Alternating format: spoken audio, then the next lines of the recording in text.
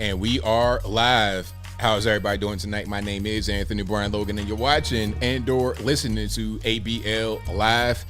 Thank y'all for joining me tonight. You could be almost anywhere in the world, but you're right here with me live on the show, and I appreciate y'all for that. We got a whole lot going on all over the internets, all over mainstream media, social media, everywhere, and I don't know where to start. First of all, thank y'all again for 1 million subscribers. I could not do it without you guys. I thank y'all for joining, for subscribing, for watching, for sharing, whatever you're doing. I thank you for reaching 1 million subscribers. We'll talk about maybe that a little bit more a little bit later. Also, the debate recap. I kind of want to ask you guys when I get on, did you watch the debate? Did you see any of the clips? Were you live with me watching Tucker Carlson and Donald Trump? We'll talk about Tucker and the debate and more a little bit later. Also, Trump's mugshot got released along with the other, 18 people in the RICO case out there in Fulton County, Georgia. We'll talk about that in a minute. Also, did you guys see Trump go through the hood in Atlanta and the whole hood came out? They were all excited to potentially catch a glimpse of Trump running through. But I thought that if you liked Trump, if you voted for Trump, then you ain't black. Well, tell them out there in Atlanta that. Tell Joe Biden to go to Atlanta and tell them that. Also, Oliver Anthony has an interesting reaction to the success of his song. We'll talk about all those things and a lot more on tonight's episode of ABL Live. And thank y'all again for being here. You guys are the best audience anywhere on the internets. If you like what you're hearing so far, please give the video a thumbs up, like the video, share the video, do all of that good stuff. That'll help me out tremendously. And we got quite a few topics on deck. There's a lot to discuss, but you know how I do. First things first. Shout out to the sponsors. Shout out to patriotpost.us, your best source of news and information anywhere on the interwebs, internets, whatever you want to call it.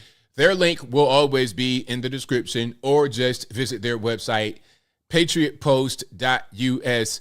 Tell them ABL sent you. Also, go to the merch website, my merch website, ablmerch.com. That is ablmerch.com.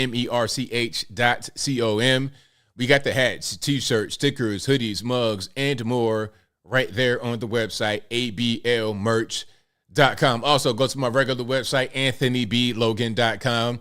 That is ANTHONY. The letter B, LOGAN. I was reading the comments and got distracted. Shout out to you guys. I appreciate y'all. But again, my website, anthonyblogan.com. That is ANTHONY. The letter B, LOGAN.com. Go to the front page of the website. We have articles for each video that I produce. I write them myself. And at the end of each article, there are sources from left, right, independent, politically agnostic, local, national, international, whatever kind of source you want, I have right there on the website. So you're able to fact check me very easily. There's also videos that I may not be able to show, or the full video without my commentary. Everything you need is right there on the website, anthonyblogan.com. Also go to anthonyblogan.com/contact to find my email address, my snail mail address, my social media accounts, Facebook, Instagram, Twitter, all that good stuff is right there on the contact page, anthonyblogan.com/contact. Also, if you're ever wondering if you are conversing with me on the internets, the first clue is if you're talking to someone that says you can get rich quick on this scheme or that scheme, that's not me. Don't be scammed. They may look like me. Someone may use my picture, and someone may have a name that looks like my name, but don't be fooled. It's not me. And the best way, again, if it sounds too good to be true, it probably is. But the second thing is just cross-reference. If you're on some kind of WhatsApp or some kind of weird thing and some alarms are going off, just go to the contact page and see if the method of communication is listed there. If it's not listed right there, meaning my email address or my social media account, it is not me. Don't nobody got time to be getting scammed in 2023. That's not what's going on. Inflation is way too high. The cost of living has gone through the roof. Nobody has time to get scammed. Alrighty. So that's that. And thank y'all for being here. You guys are the best audience anywhere on these internets. And we got quite a few things to get through. And the comments are funny. Somebody said, Adewale B. Logan, hilarious. Shout out to all the Nigerians out there. My brother, shout out to the Nigerians. I'm not that scammer today. I'm not that scammer today. But yeah, shout out to all the Nigerians. I did my Nigerian accent for a Nigerian friend of mine, and they were not really impressed. It's like, oh, my friend, you must work on your Nigerian accent. That was not a good accent. I'm not impressed. I'm not convinced. I'm not convinced that it was a good accent. But anyway, shout out to you guys for being here. I really appreciate y'all. We got a lot to get through. There's a whole lot going on. I got a few videos for you guys. We're going to talk about Trump's mugshot. We got to talk about quite a few things. The mugshot being released is crazy. I don't know what they were thinking about. You know, there are other indictments going on.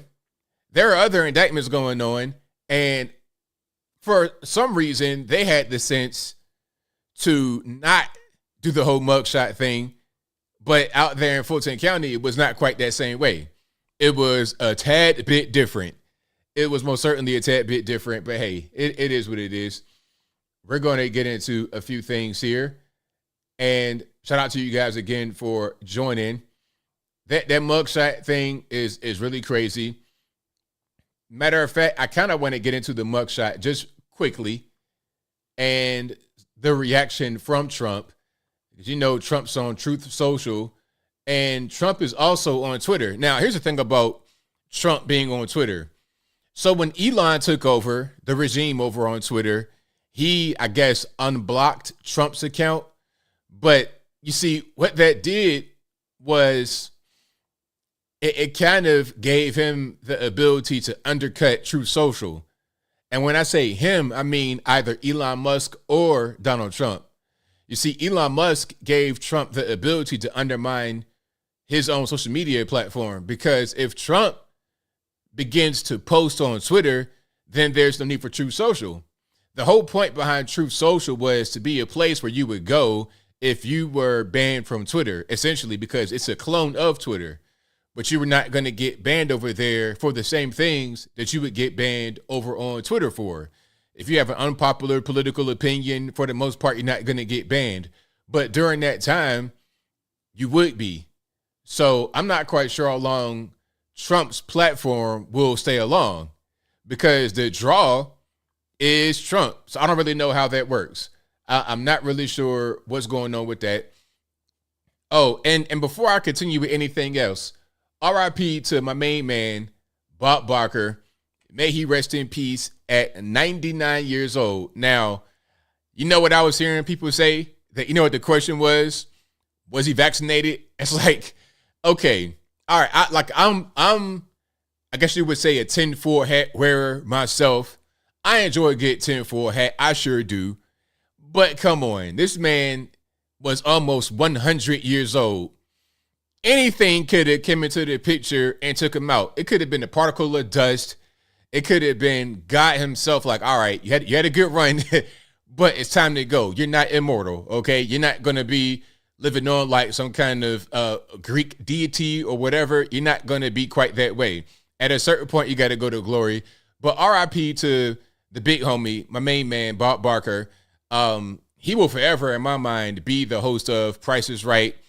Plenty of summers in West Virginia or wherever I'm at my grandma's house, and they got the Price is Right on TV. Y'all know what it is. All right, so shout out to Bob Barker.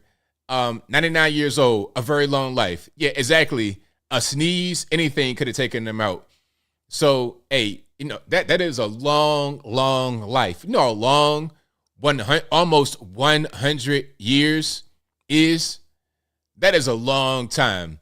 A long time. So if he was, let's just round it to 100. I know he was 99. I know that.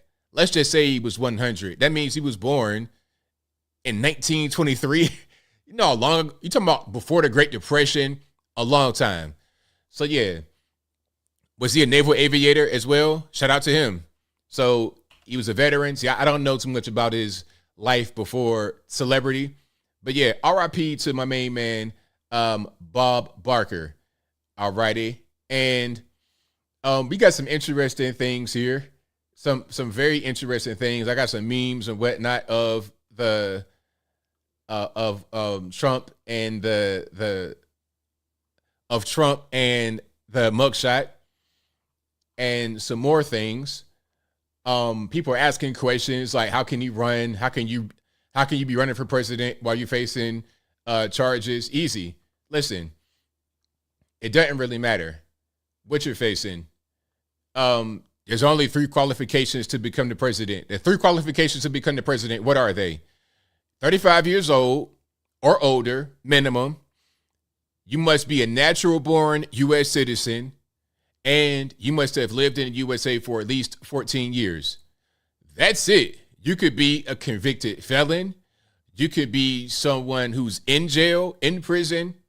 And just because you're charged with a thing does not mean you did it. Because, the last time I checked, it was innocent until proven guilty. Yes, that's what I was told. But hey, maybe I'm wrong. Maybe, just because you're charged with a thing, that means you did it. Right away, just, no questions asked. You did it if they said you did it. All right, now, hold on. Let's go ahead and go to a couple things here. All right. Now, first, let me show this. Let me show this right here. Now, for a little bit of context of Trump and the mugshot and the potential charges or the charges that are being laid against him that he's going to have to face in court. Now, there's also a RICO case going on in Georgia, Fulton County at the same time. That's also being charged by Fonnie Willis or being prosecuted by Fonnie Willis. This is YSL. Now, I've covered these guys on the channel before, but long story short, YSL are allegedly a gang. If you ask them, they'll say, oh, no, we're just rappers. And YSL stands for Young Stoner Life. All we do is rap, make music. That's it.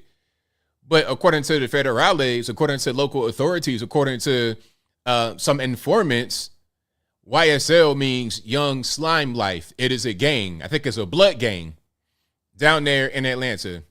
Now, they are allegedly connected to 50 murders from 2015 up until a couple years ago.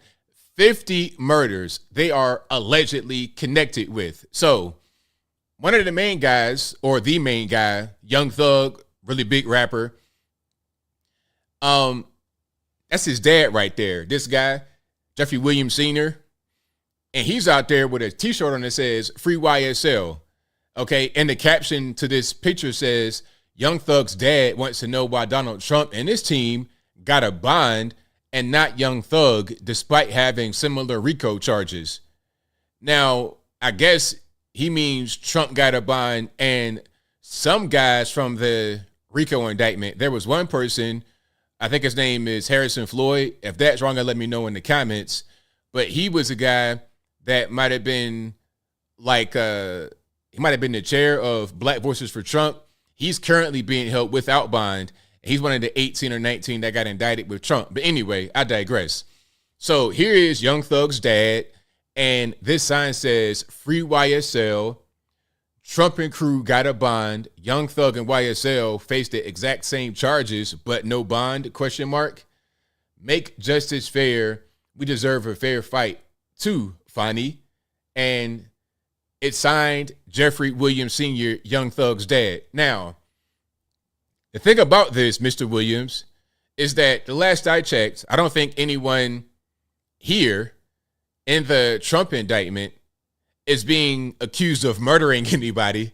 I don't think anybody in the Trump indictment is being charged with a murder. Now, YSL and crew are allegedly connected to 50 murders. Now, I don't know what the exact charges are for everybody, including Young Thug and the other guys in the group, but there are no bodies connected to Trump and anyone else in the indictment, unlike your son and his crew. Okay, you're talking about murders, drugs, guns. That's it. Now, Trump and quote unquote crew are part of a political narrative that is being fought all over the country. It started out there in New York City. Alvin Bragg, he was the first bowling ball down the lane. Okay, Let's get him on something ticky-tack. As long as we get him charged, we break the precedent. Now we're going to be able to charge a former president with whatever. Gone are the days of, you know what? This is a former president. Maybe we shouldn't get him on ticky-tack charges. Those days are over with, or at least for now. And you know what? I gotta say something here. I gotta say something that's been on my mind for a minute before we get to the mugshot. I gotta say this. All the hoops they're jumping through to try and get Trump locked up, to keep him in court action, to drain his resources, all of what they're going through tells me that voter fraud isn't really a thing. Because, hear me out, why would you do all this if you got voter fraud on your side? If you could just rig the election, what's the purpose of going through all of this? Spending all this money, all this time, all these resources, creating enemies, burning bridges, creating new precedent. Why would you do any of this if you could simply rig the election? Second, what's the point of getting hyped up for Trump or anybody else if there's no confidence in the election? This tells me that the voting machines and things of that nature, that's not even the issue.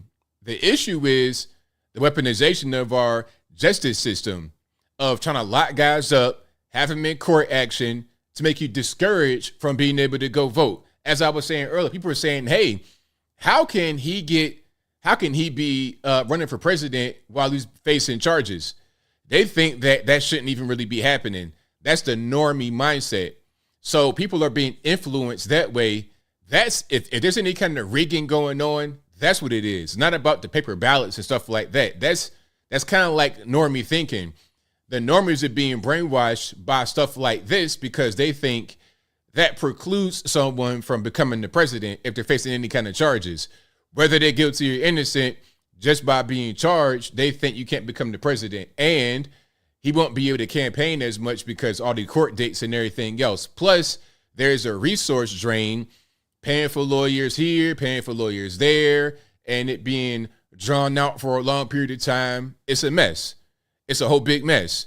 Now, let me just go to something else here. And then some are saying, well, that's the excuse they're going to have. If they do the fraud, then the excuse for him losing is, well, he was going through the court action. Again, why do what? Like there's no need to do all this. There's no need for 4 different indictments. It's overkill. Okay. Now, here is an example of what I'm talking about right here. This is what I'm talking about. This rapper, Plies, I'm not mispronouncing it, Plies, Plies, aka Kurt Franklin. Plies is the weekend Kurt Franklin. But anyway, his question is this. Can somebody explain to me how you can be facing 230 years in prison and out on 4 bonds and can still run for the highest office in the land of the president of the USA, but couldn't get a job at Chick-fil-A if you were facing those same charges? Now, first of all, I'm not quite sure if they're going to ask you during a Chick-fil-A interview, are you facing charges? Are you going to court for a particular thing? But even if you were, that's totally irrelevant. Again, as I said from the beginning, there's only 3 qualifications to become the president or to be eligible to become the president. Only 3. Again, I'll state them. You must be at least 35 years old. You must be a natural born U.S. citizen, and you must have lived in the USA for 14 years. That's it. That's it. So it doesn't matter about facing charges or even being a convicted felon. You can go to the penitentiary. You could be in the penitentiary and become the president. Okay. And the way it works, now, if I'm wrong, y'all correct me, but the way it works, if Trump was to actually get convicted on anything, federal charges especially, if he was to be convicted but still get elected, he could pardon himself and be out. He could pardon everybody else in the indictments if that is what he wanted to do if he becomes president again, because he has the power to pardon. Okay? Now, am I right or wrong? Now, there's some ambiguity, I suppose, because some are saying his power of pardon only applies to federal charges, But I think Mark Levin said that it could also apply to state charges, but I don't know if he's correct or incorrect. I know for certain it applies to federal charges, but different story. I digress. The whole point is all that doesn't matter. And here's something else. You got to think big, Plies. You got to think big, because you may have issues if you are a convicted felon and getting certain jobs. But I know plenty of felons that own corporations. Mike Lindell smoked crack for a living at one point and now is the head honcho behind My Pillow. You got to think bigger than that, okay? You can go from smoking crack for a living, get locked up, go to the penitentiary, spend years behind bars, come home and be somebody. And even beyond a celebrity level, I know plenty of guys, like regular people, regular guys that I grew up with, guys that I'm friends with, would go to the penitentiary for a long time. I'm talking about not just you're in jail for a minute. I'm talking about 5 years, 6 years, 10 years in the penitentiary, come home, become self-employed, make six figures, get married, have a family, do all that good stuff. So you got to think bigger. You can't just think, okay, I'm going to flip burgers at 8:35. Think about something bigger than what you may have thought you could accomplish. Aim high, shoot for the stars, land on the moon. That's my philosophy. That's pretty much how I go about it. So shout out to Mike Lindell. Hey, ain't no more crack smoke. He's out there making money, making things happen. World famous celebrity, rich guy, owns his own company. And that's not necessarily an aberration. That's not necessarily something that's unheard of. You can do that here in America. That's why this is the best country on planet Earth.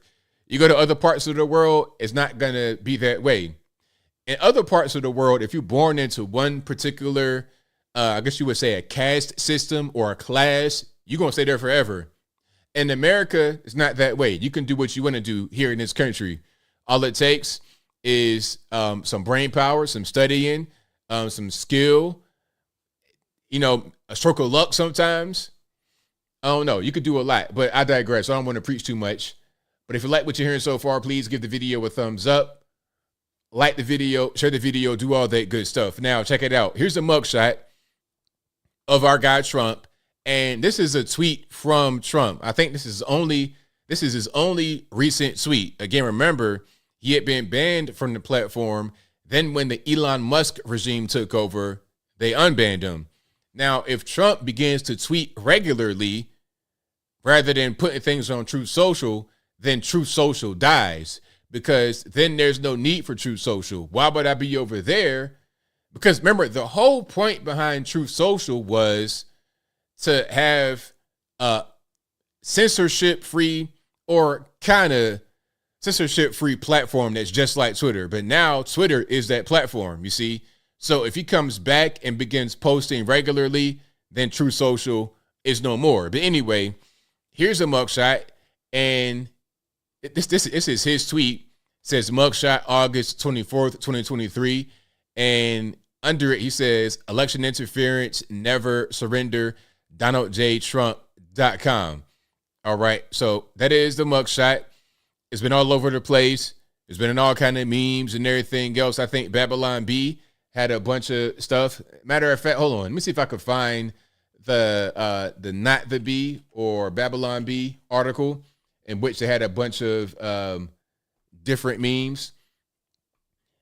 And let me see if I can find it. We'll go ahead and keep on rocking and rolling here. All right. And you know what? I think about every time Trump gets indicted, I'm not quite sure what I don't know what their objective was behind getting Trump indicted, because all they're going to do really is just make him more popular. I'm going to show that video when he went through the hood in just one moment. I'm definitely going to show that. So all they're doing really is making him more popular, because people are now, kind of like tuning in and seeing what's going on. And they're like, wait a minute, I don't like what's happening here. And they're kind of like getting behind him. They're most certainly getting behind him. And they may wind up voting for him for sure. And I hope that they do. I really hope so. They should. And all right, now hold on. I got the I wanted to show a couple memes, and then I'm going to show the Rolling Through the Hood video where Trump was leaving Atlanta, leaving the courtroom. All right, here we go. I'm sure there are more, and I'll find some, but here's a couple that really got me. And this is what you're seeing right here is a mugshot with like a screen over it. It's like what you would see from the inside of a microwave. And then the caption says, "What my chicken nuggets see in my microwave at 3 a.m." That's pretty much it. That's how I'm going to do. Now, if it's me at 3 a.m., it'll be that Cheesecake Factory bread. Throw that in there for about 25 seconds, get it nice and warm. Get some of that famous butter that they make with it. Spread it on there nice and thin. When it's nice and warm out the microwave, it's perfect. So that right there is a perfect meme, 100%. And then on Babylon B, they said, Babylon B is a satire website, of course. Okay, let's block notifications, shall we? Or nah? Okay, never mind. And then it says Trump pays $12 extra to get the cool laser background mugshot. There we go. That right there is actually fantastic for merchandise. That might need to go on a t-shirt for sure. I saw a video, I'm not quite sure if it was true or not, of a guy walking around with the Trump mugshot on his shirt. He was getting all kind of crazy reactions, but I don't know if it was real. But my thing is, people are so soft. It's like, why be so offended or so quick to react to a t-shirt of a mugshot? Like, what is the problem? But people are soft like that nowadays. I think the internet has made a lot of people, made them kind of soft. I'm gonna try to find some more memes right quick. Then I move on to wait, hold on. All right, we got an article right from New York Post. Okay, we got an article from New York Post. And really, if anybody on the left wants to post, really, you know what? People are posting the meme or posting the mugshot on the left in an attempt to say, look at your president, ha, ha, ha. But really, all you're doing is helping them promote. That's all you're doing. You're just posting the picture. You might as well say, vote Trump 2024, where you keep posting the mugshot in an attempt to make it negative. You're posting memes and stuff like that. You're just helping. You're just helping 100%. All right. Now, we got a few here. We got a few. All right. This is on New York Post. So here's the regular mugshot. Here's the regular one. All right. And then here's another one. You got some guys hanging the picture up on the wall. All right. It could be a White House portrait. Let's do it. And then there's another one, retribution with the eyes glowing. Okay. Somebody trying to make fun, making the ostrich with some ramen noodles on top. You got him as Naruto, okay, with the hairstyle and the band. Again, trying to make fun, trying to chase a slug or whatever. The Kubrick stare from the Stanley Kubrick movies. You got The Shining, and I'm not sure what the other ones are. Do you recognize these films? I know that's Jack Nicholson. Was that The Shining? There's two other ones, and they all having a similar expression. Now, what are these movies? What are these three movies? And then we got Trump right there. And a hint, again, this is Stanley Kubrick directed movies. All right. So y'all let me know what these movies are. And if you want to pause that, you can go back on it. Oh, here's another one. Got some Nickelback going on. Every time I do, it makes me laugh. How did our eyes get so red? Look at this photograph. Every time I do, it makes me laugh. Okay, I need a little bit of work on that one because that one right there, it was a little janky. I was like, all right, come on, meme guys. I know we can do better. All right, let's not have all that going. TikTok is a little extra. Let's go back to what I was looking at. And here's one that I liked. Never surrender, President Donald J. Trump. We stand united with Trump. And it's his mugshot in the center of a bunch of guns surrounding them. You've seen that picture before where it's one person, their head with like 20 guns surrounding them. Now, the guns that are pointing at them, you got Soros, indictment, Democrats, indictment, DOJ, globalists, rhinos, deep state, fascists, swamp, Hillary Rodham Clinton, indictment, communist, Marxist, P-Files, indictment, Antifa, fake news, federales. That's a good one. That's also t-shirt worthy right there. You got the Thug Life one with the chain and the blunt and the glasses and all of that. That's a good one. You got to have Joe Biden up behind you, sniffing you, of course. So shout out to all of those. Now, you got to get to the video of my man when he strolled through the hood. Let me see if I can find, there's a couple of them. Let me see if I can pull up mine, and then we'll look at the other ones. And shout out to you guys for watching the shorts on my page. I'm going to do more shorts because I thought for a while, I had not done shorts in a while on my page because I thought it messed with my algorithm, but I'm being told that that's not true. So I'll do more shorts. All right. Now, let me play this one. Then we play the other one. All right. So again, Trump left Wright Street. If you know about Atlanta, you know about Wright Street. It's like in the hood or nearby. So when he left, he went through the hood and there was a big motorcade. So let's check it out.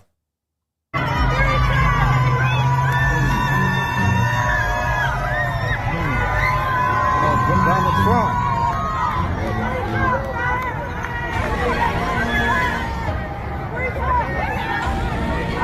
I'm talking about they got everybody. So everybody's black. We're in the hood. We're in Atlanta. Free Trump. They're cheering. They're waving. Now, I was told that if I like Trump, I'm all kind of racial slurs. And you know what the funny thing is? Like, it's so funny because it's always the real educated, more howdy toddy, bougie people that will say things like that. Like, oh, if you're like Trump, you don't like people of color. People in the hood don't talk like that. They don't talk like that. The problem is that a lot of the hood does not vote. I read a stat that said 70% of those who make under $30,000 a year, again, 70% of those who make below 30 grand a year do not vote. That's black, white, Puerto Rican, candy stripe. That's just the reality of the situation. They don't vote. And then when they do vote, a lot of time they just vote how they kind of had been raised up to vote. But to think that the hood does not like Donald Trump is ridiculous. There were so many rap songs about Trump before he became the president. You think the love just goes away? The people that don't like Trump now probably never liked him. But let's run it back one more time. Then we get to my video. Donald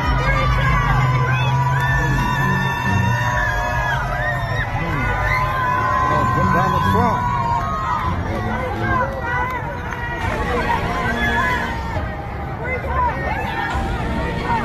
I'm talking about they got everybody. So they're all out. It's like a parade. They're all out there.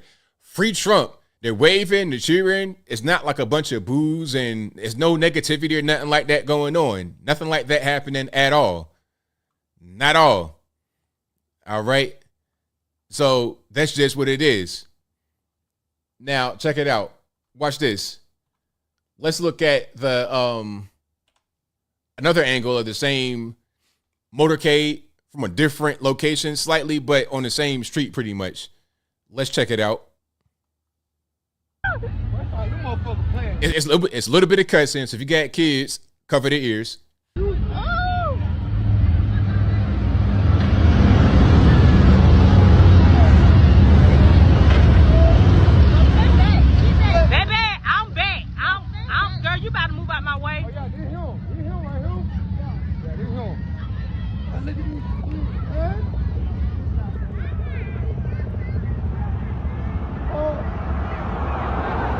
That nigga had a suit on. That might have been him. So everybody, like the whole hood is out. This is the hood. They're out. Everybody's out trying to see if they could find Trump, see if they could spot him, free Trump. But again, Joe Biden said, if I like Trump, if I want to vote for Trump, then I'm not black. So a white man could tell me that I'm not black if I want to vote for Trump. But when I go to the hood, it's nothing but love for Trump. So I'm just trying to figure out who is right and who is wrong. The people themselves or a guy like Joe Biden. I'm just trying to understand. Oh, I think that was him right there. That was him. That was Trump right there. That was Trump that walked past. Yeah, that was Trump. Oh, that might have been him. We don't know who he is. That might be him. That might be him. Oh, shit. Well, this shit real. This shit for real. So yeah, the whole hood came out for Trump. Everybody's saying free Trump in Atlanta, Georgia. Okay. A very blue city, but why? A lot of people that want to be really progressive in a place all over the country, regardless of race. You could be in Atlanta, Georgia, Denver, Colorado, Phoenix, Arizona, LA, California, San Fran, Chicago, New York, Miami, wherever you are. If there's any kind of liberalism happening, not Miami, that's more of a red city, but you understand what I'm saying. In any place where you got any kind of liberal power happening, it's the more elite people that got money. It's the bourgeoisie. It's the more so-called educated, indoctrinated, same thing. It's them running the show. That's the reality of the situation. That is the reality. Very simple. All right. So yeah, shout out to the hood. Shout out to Trump and free Trump for sure. Okay. You know what you see in a lot of these more progressive areas. I'm gonna show you what you see. I got an interesting picture from Premier League, and I think that's what we call over here in the States. We call that soccer. Okay, we call that soccer. It's called soccer. Now you see stuff like this in very liberal areas. You see what's going on here? This is not a hood thing. You're not gonna ever see this in the hood, right? Now, what I have on the screen for you guys that can't see it, this is a display supporting Ukraine on the big Jumbotron type deal at the top of the stadium. It's a Ukraine flag, and it says football stands together. And then underneath that, you have people holding up either blue or yellow squares. All right, these are people down here holding the signs up. I don't know if you can see it. I'm going to zoom in a little bit. That's human beings down there holding the signs up. Now, this is what you're going to see in very, very liberal areas. Okay, that's what they're into. All right, that's what they're into. Not in the hood, not in poor West Virginia, Kentucky. You're not going to see that. And I've lived in both. I've lived in poor West Virginia, and I lived in the hood in Virginia too. You're not going to see this there. You see this in your more upper crust area. And, I've gone through Atlanta quite a bit too. I've been in the hood in Atlanta. And I've also been in some of the nicer areas in Atlanta, and they're not very far apart. What you see in the hood, what you just saw on the screen with everybody out there saying free Trump or whatever. Now, in the more bougie areas, somebody said it. They were like, if you see a Black Lives Matter sign in Atlanta, that means nobody black lives there. That means you're in a white neighborhood if you see a Black Lives Matter sign, and that's 100% real. That because Atlanta is a funny place, it's segmented. It could be spots where it's all 100% black, some spots where it's kind of mixed black and white, and then some spots is like 99% white. And in those areas, like in the city, 99% white, Black Lives Matter, LGBT, trans flags, you're gonna see that. You're not gonna see that kind of stuff in the poorer areas. You're just not gonna see it. All right. So it's interesting when people that have money want to put forward as the standard for everybody else. Funny how that works, but different story. I digress. If you like what you're hearing so far, please give the video a thumbs up, like the video, share the video, do all that good stuff. That'll help me out tremendously. And we have more, of course. Now, my man, here's okay. I got a couple videos. First, about Vivek. Somebody put out a video about Vivek. This is from Matt Kim. His Twitter is MattAttack009 _. Again, MattAttack009 _ on Twitter. I'm going to play this. He has an interesting case to make about Vivek. He wants to he's kind of suspicious about him, and he's giving his 2 cents, and I want you guys to let me know what you think. So let's go ahead and throw it on the screen and let it roll. And again, shout out to him for the video. What's his name again? His name is Matt Kim. Vivek Ramaswamy. Should you trust him? Some of you won't like this, but hear me out. He seems to be everywhere. Clips of him giving it to the man and calling out the establishment all over social media. Skyrockets from unknown to top of the Republican polls. And I understand why. He says what we all want to hear. End the war, secure the border, drain the swamp, unity, freedom, truth. Which outlets are considered untrustworthy propaganda media? MSNBC, Business Insider, AP, Forbes, The New York Times, The New Yorker, Huffington Post, Axios, Politico, just to name a few. The mouthpiece of the establishment. Then why are they all so supportive of Vivek? It's a great question, really good question, and shout out to him. A lot of you guys may like him as far as meaning Vivek, or maybe you don't, but what he's saying right here is pretty interesting. Doesn't make sense. How is he considered anti-establishment when he's supported by the establishment?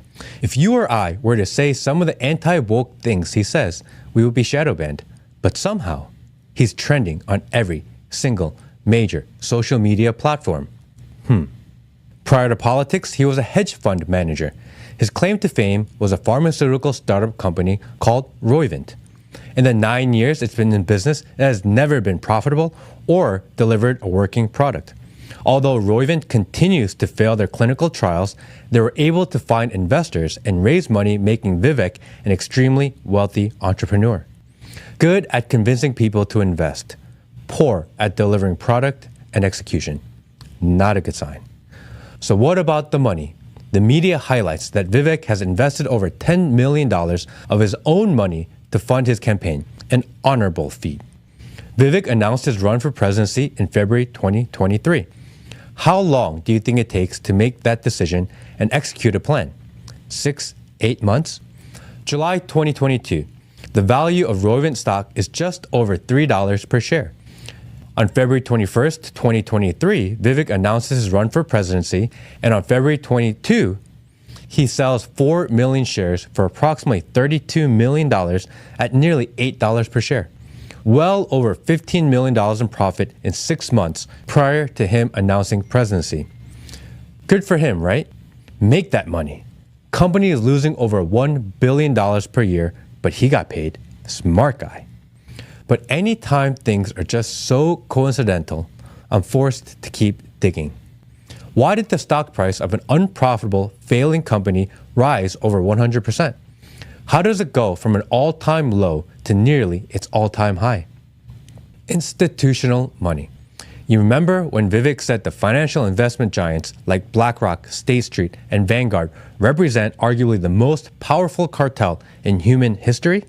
Well, guess who's on the list of institutional investment giants that started giving his company money 1 year ago? You want to guess? BlackRock, State Street, and Vanguard. All three have added to their positions in the last quarter, and Roivant, which Vivek still owns 7% share in, is now up over 300% in the last year, making it worth close to $1 billion. During the Republican primary debate, Vivek vowed to end the teachers' union. Guess who is also on this list of investors? California State Teachers Retirement System. Look, his intentions may be pure, and this is all a coincidence. Maybe there's a great explanation. However, I am not a financial analyst nor investigative reporter, but I was able to find all this out in a couple hours of sifting through publicly available data. Why is his connection to George Soros via a scholarship and his involvement in the Ohio COVID-19 response team scrubbed from Wikipedia? In 2021, he was named a Young Global Leader by the World Economic Forum. 2 years later, after using that title to raise investments for his company, he sued the WEF to remove his name from the list. 3 months after that, he was able to settle with Klaus Schwab's WEF and receive a formal letter of apology. How do you sue what many may consider evil, the World Economic Forum, and win and get an apology letter in 3 months. He's either that good or I don't know. Any real journalist or news outlet could have easily found out all this info, but they didn't. Real question is, why?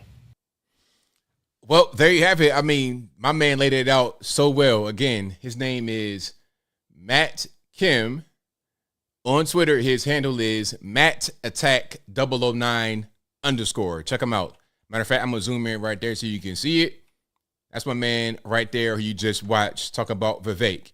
Now, some of these things could be coincidences, but I mean, at a certain point, when there are so many coincidences that kind of compound on each other, at a certain point, you got to think that it's not a coincidence.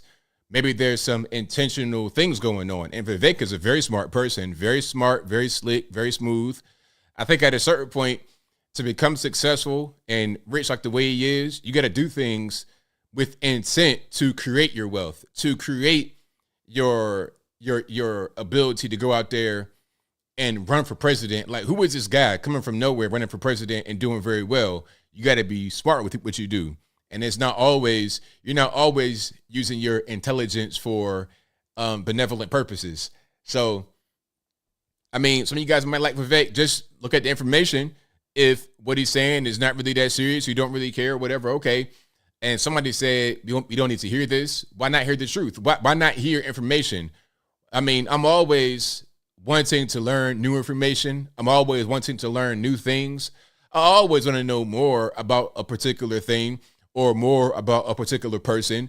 If someone's doing very well in the polls or whatever it is, or they could be an elected official, they could be some kind of way in the government, even if not the president, I'd want to know about them. Why not? Why not know all the information?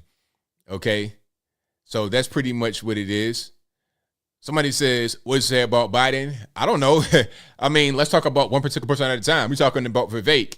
We can talk about every person in the whole world.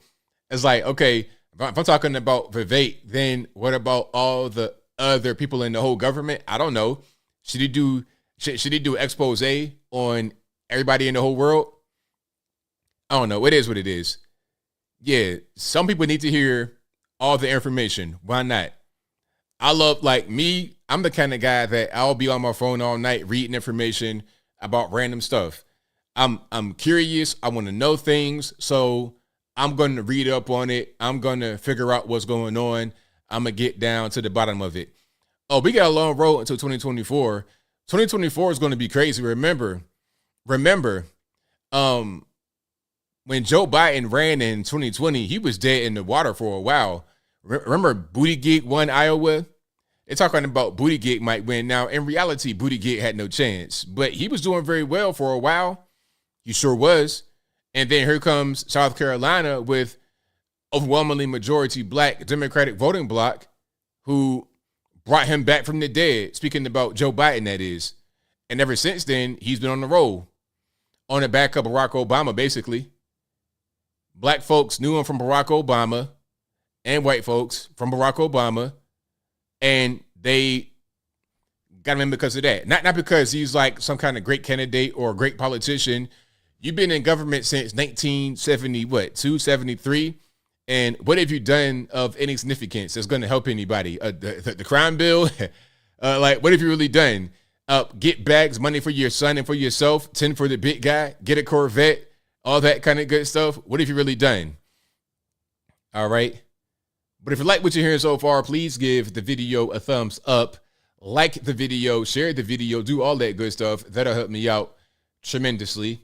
Okie dokie. Now, let's get into this. Now, have you guys seen your guy, Oliver Anthony? He has the very viral song, Rich Men North of Richmond. Now, this guy is from Farmville, Virginia, which is like Central Virginia. It's probably about an hour or so west of Richmond. Richmond is like when you start to get into Central Virginia, but it's kind of like still on the east part. But it's a little bit further inland.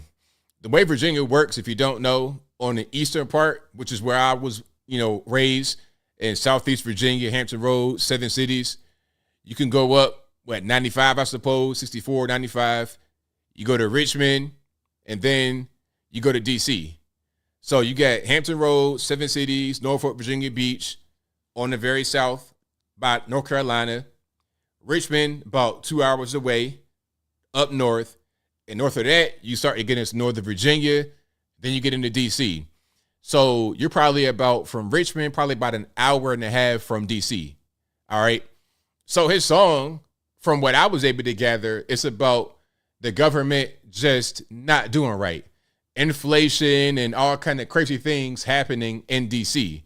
Now, Oliver Anthony, has responded to the song's success, saying that, hey, they played it at the RNC debate, which is kind of funny because I'm talking about them. Like, they're playing my song at the debate, but I'm speaking about them.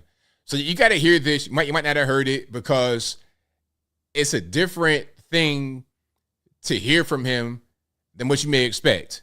All right, let's go ahead and check it out here.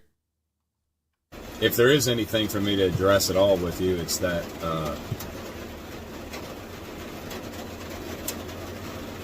it's the one thing that has bothered me is seeing people wrap politics up into this. I'm disappointed to see, like, it's aggravating seeing people on conservative news try to identify with me like I'm one of them. It's aggravating seeing certain musicians and politicians act like we're buddies and act like we're fighting the same struggle here, like that we're trying to present the same message. I've had a lot of people reach out to me, and I've tried to be polite to everybody, and I've talked to hundreds of people the last 2 weeks. But it seems like certain people want to just ride the attention of this song to maybe make them their own selves relevant, and that's aggravating as hell. The other thing that I find aggravating is, it was funny seeing my song it was funny seeing it at the presidential debate, because it's like I wrote that song about those people, so for them to have to sit there and listen to that cracks me up. But it was funny kind of seeing the response to it. Like, that song has nothing to do with Joe Biden, It's a lot bigger than Joe Biden. That song is written about the people on that stage, and a lot more too, not just them, but definitely them. So, okay, your take, you guys, give me your response. What's your reaction to what he said? Again, this is Oliver Anthony. He has that really hot viral song, Men North Of Richmond. I did a video on it. I played it on a live stream. That was his reaction to the song's success. And he's like, hey, you guys at the RNC playing the song, we're not on the same team. The song is about you guys, meaning, I guess, the federal government, I suppose. But you got to understand, like, I understand his perspective. I get it. The problem is that the fan base who's going to be the song is going to garner a certain fan base, and these are going to be your conservative people. That's just the reality. Your liberal people are not really going to like that song too much. They like big government. You see what I'm saying? They like the guys in D.C., the rich men of Richmond. They like those people, but the conservatives are having the problem. So I understand where he's coming from. It's like, hey, it's really just about the government. And I'm kind of on the same page. Personally, I am a hater of the federal government. I do not like the federal government. Anybody that knows me know that the federal government is a problem. I say it to the point where it's like I kind of get tired of saying it. Local politics, when normally talking about one person, one election, every 4 years, I get triggered. It's like, that's part of it. Don't get it confused. Voting for the president, voting in your national, that's important. But what's most important is voting locally. Who's your mayor? Who are your senators in your state? Your federal people, your House reps, your senators. state senators, your local reps. Who's the sheriff? Do you know him? Have you ever seen him, her? The police chief? Do you know who that is? Like, these are really important things that are going to make your life one way or another way locally. Because when you're talking about drag queen story time, when you're talking about kids knowing how to read and write and do arithmetic, when you're talking about things you got to deal with every day, that doesn't come from Washington, D.C. That's not a D.C. thing. Now, certain things come from D.C., like, I don't know, inflation comes from D.C. The southern border is a federal issue. There are certain things the federal government can do that will impact your life, but there are more things that can be impacted by your local government. So what I'm saying is, I'm not a fan of the federal government. Local more important. Federal government is so corrupt, so ridiculous. However, at the same time, Oliver Anthony, your song is going to attract conservative people. It's going to be at the debate.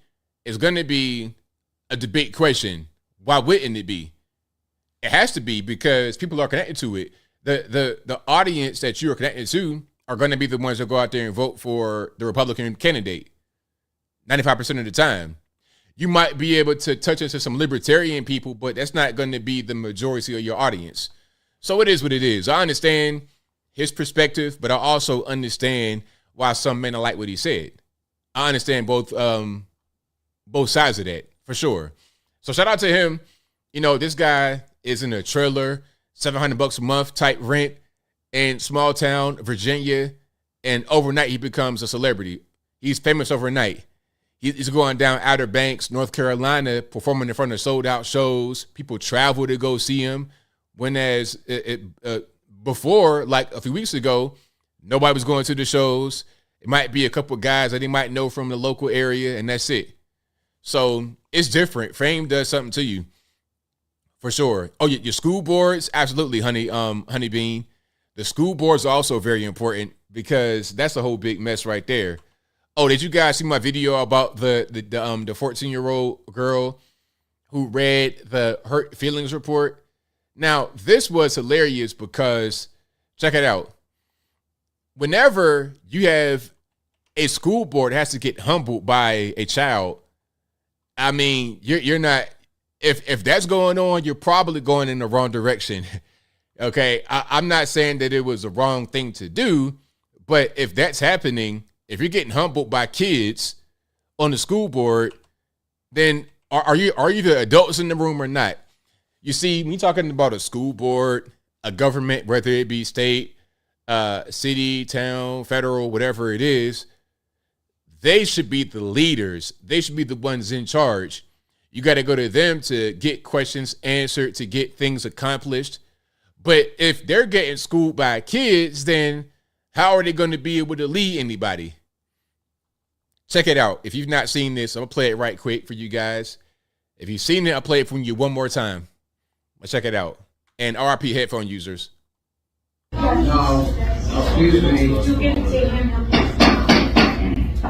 to hand them back to you. Oh, let her go. So, a little bit of context. Now, apparently the girl and her mom had some issues with the school board before. Maybe she got up and spoke and they didn't like what she said. People got offended, people got triggered or whatever.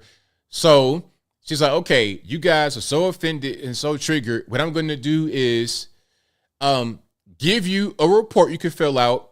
So when you're offended, when you're triggered, when you're butthurt, fill this out and that might help. So she's passing a copy of the report around to all the school board members right now. Okay. Again, this is a 14-year-old girl in some school somewhere, probably 8th or 9th grade, destroying the woke school board. And they're already offended before she hadn't said one word yet, and they're already offended. Let's start from the top, shall we? No, excuse me. We're going to hand them back to you. Oh, let her go. Please. Let her go. Ask your lawyer. I don't think you're wanting to meet you, sir. No, but ask your lawyer. Are you afraid? It's not going to hurt Are you anything. intimidated by a child? Yes. They're afraid of pornography, but you want Ask your lawyer. They're scared.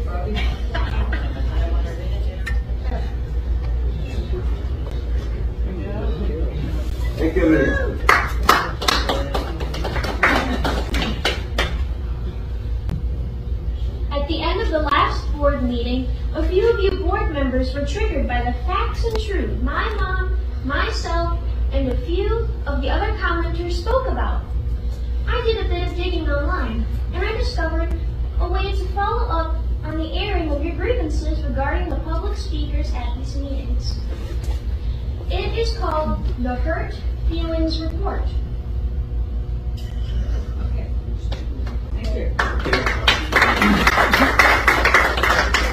At the end, you'll see that there's a place for your name, date your feelings were hurt, name a person who hurt your feelings, and which feelings were hurt. There's also a part to document your injury, such as which ear were the hurtful words spoken into. Is there permanent damage to your feelings? Did you require a tissue for your tears? And if the words resulted in a traumatic brain injury? Part 4 of this report is important for you to know. You can mark all the reasons you fill in the report. Some of the reasons are as follows. I am thin-skinned. My feelings are easily hurt. I didn't sign up for this. I was told that I'm not a hero. I was not offered a tissue. I want my mommy, and other options. Again, you can check all that apply to your hurt feelings. There's additional space for you to explain more in depth on how your feelings were hurt. The bottom of the form reference is the department. The department refers to the parent attendees of these meetings. The statement on the bottom of the report reads as follows. We, as the department, take hurt feelings very seriously. If you don't have someone who can give you a hug or make things all better, please let us know, and we will promptly dispatch a hugger to you as soon as possible. In the event a hugger cannot be found, an EMS team will be dispatched. If you are in need of supplemental support upon written request, we will make every reasonable effort to provide you with a blankie, binky, or a bottle if you so desire.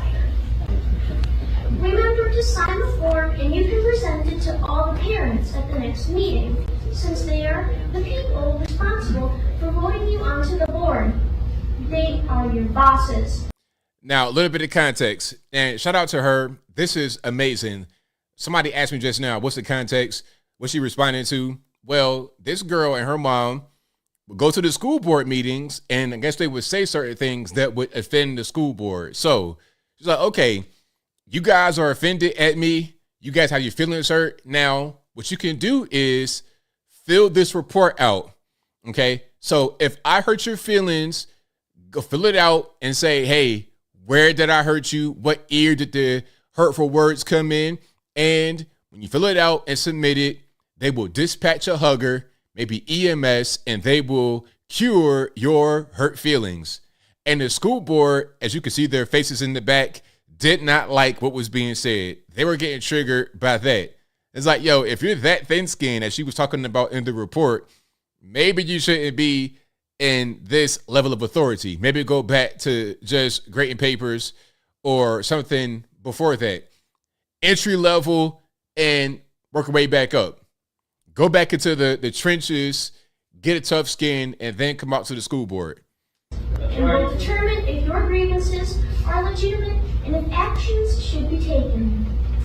I'm sure that they will be as attentive to your complaints as you've been to theirs. Please feel free to make copies of this blank form so you can file hurt feeling reports in the future when you feel any of the public speakers at these meetings are in violation of their personal rights. Thank you. Look, you see my man's face right here? And shout out to her. She did amazing. Hold on. Do I have to? Yeah, shout out to her. She did amazing. Okay. Wait, you see my man right here? Look at his face. Like, that was the faces of the school board throughout the entire thing. They were not amused. They were pretty embarrassed, but hey, I love it.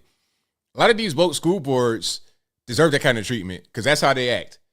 A lot of these people, a lot of these adults that are not on the school board are acting the same way. And that's why a lot of these kids are running around here lost, don't know what's going on, don't have no direction because the adults are so soft, the adults are so pathetic that the kids don't know how to behave. So yeah, shout out to the young girl. That was amazing. And shout out to her mom as well, 100%. But if you like what you're hearing so far, please give the video a thumbs up. Like the video, share the video, do all that good stuff. That'll help me out tremendously. Now, speaking of a reaction from people that was a little bit different, Carlos Santana. Now, Santana, y'all know who that is. He is a world famous musician, a guitarist, and he was playing at a concert in Atlantic City, New Jersey. Now, I did a video on this, and it's unfortunate that he apologized, but at the same time, I'm not quite sure if he did. Before I play the video, I'll tell you about the apology or the alleged apology. Now, I read that he apologized after the video kind of went viral saying, you know, I didn't mean anything by it and sorry to the trans community. And I was reading on CNN. They said that he put the statement on the Facebook page. But then when I clicked the link to the Facebook page, it didn't go anywhere. It was a broken link. So I'm thinking, okay, did he delete the thing? Did he put an apology out there and then delete it? I'm not really sure. So maybe he apologized. Maybe he didn't. If he did apologize and left it up there and didn't change his mind, that's terrible. Don't apologize to these people. If you say something, stand on it. Whatever you say, stand on it. And he didn't say anything that was that bad. Now, a little bit of context. Carlos Santana is from San Fran, Belly of the Beast, California. And let's hear what he has to say right here. I'll put it on the screen, of course. And if you want to see it in full without me, I think I have it on my website on the video I did for it. Let's check it out. Or you're lying your ass up. There is no virtual reality. When God made you and me, before we came out of the womb, you know who you are and what you are. Later on, when you grow up and you see things and you start believing that you could be something that it sounds good, but you know it ain't right. Because a woman is a woman and a man is a man. That's it.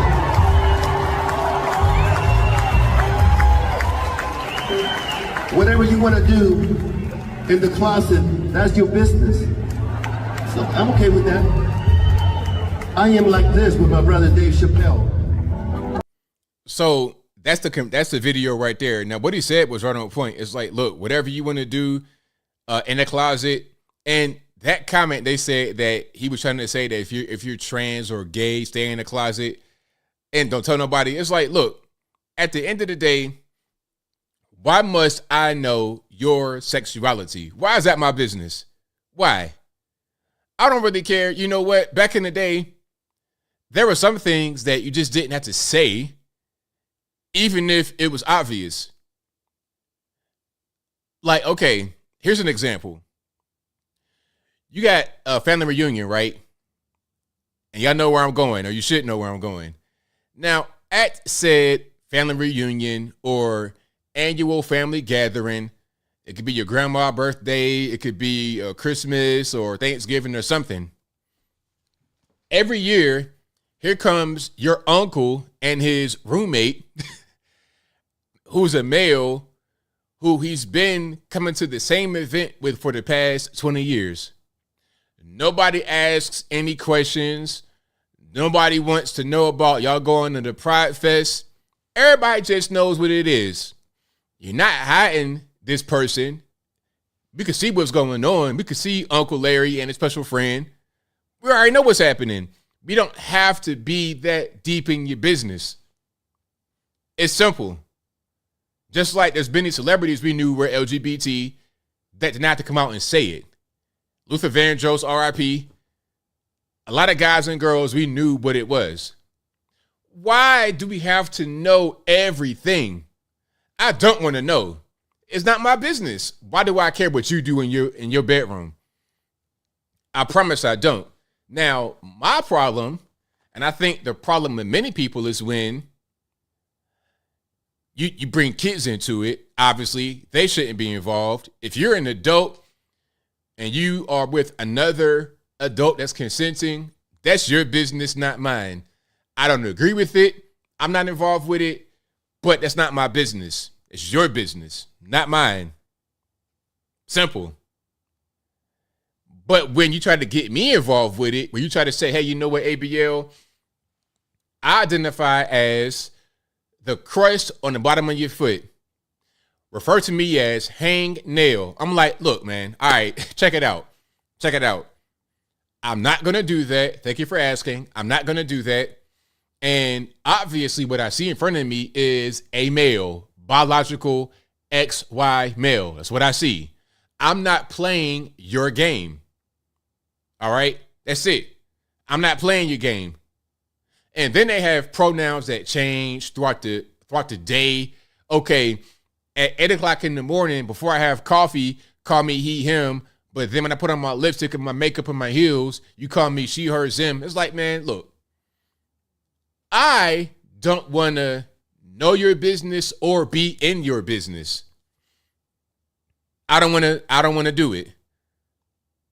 So what he said right there was right on point. Carlos Santana, and what he said right there was right on point.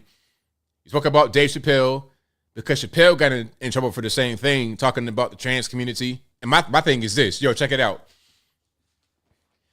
If you want to be gay or whatever, if you're born gay, you want to be gay, I don't really care. Check it out. I don't care what you identify as. But if you want to be treated the same as everybody else, then I can joke on you too. I could crack jokes against the gay community, the male, female.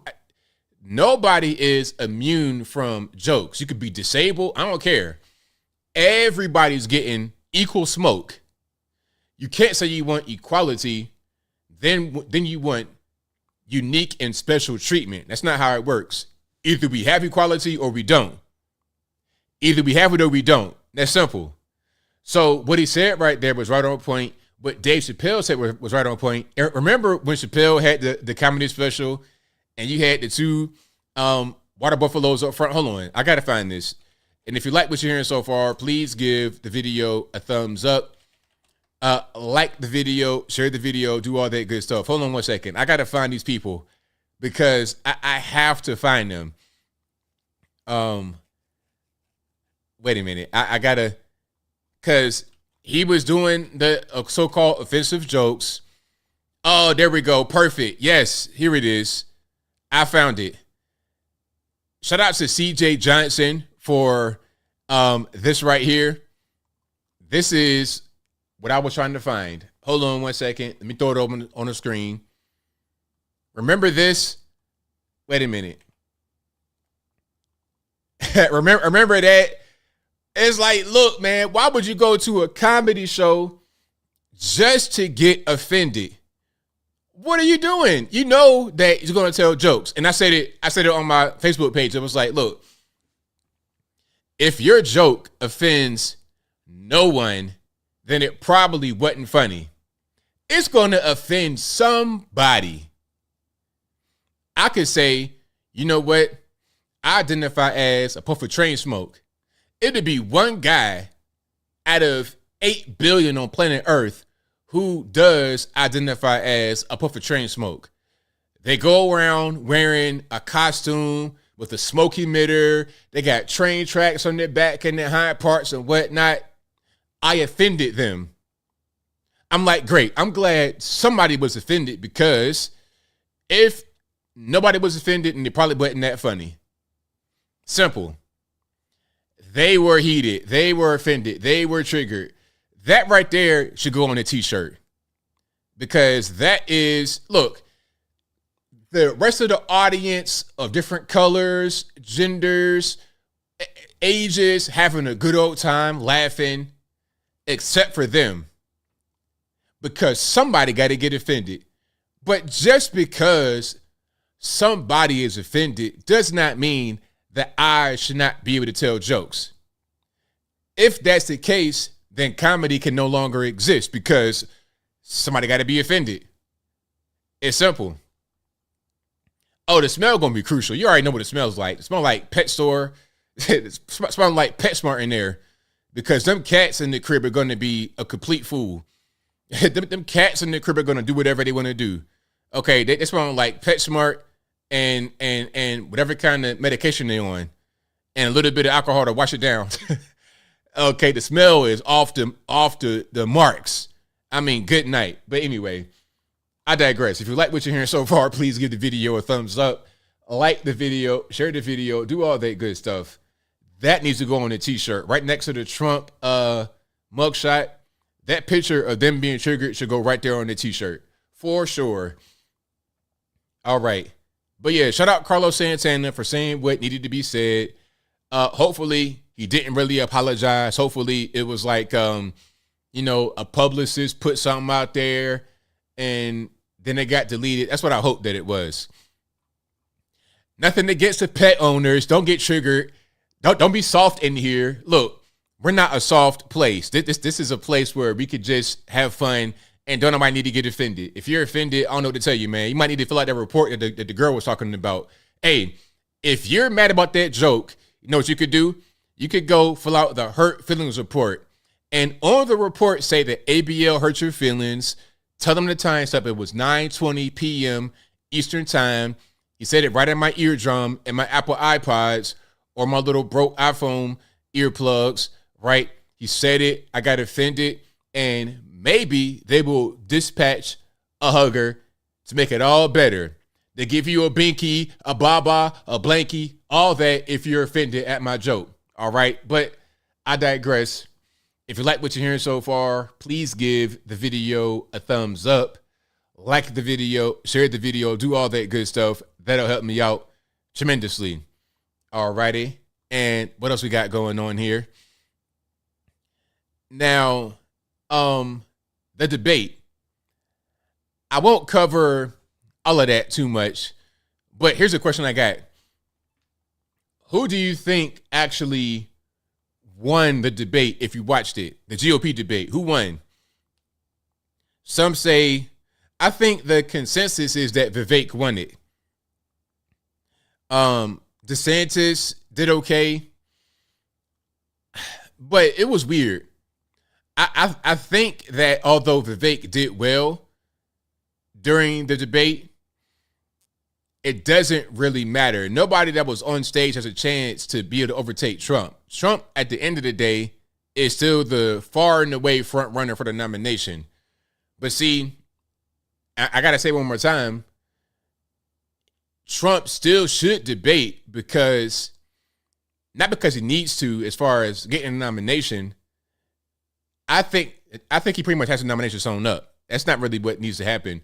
The thing is, he needs to be able to expose himself to new people that have not voted for him yet. People like Vivek, who at age 35 voted for the very first time.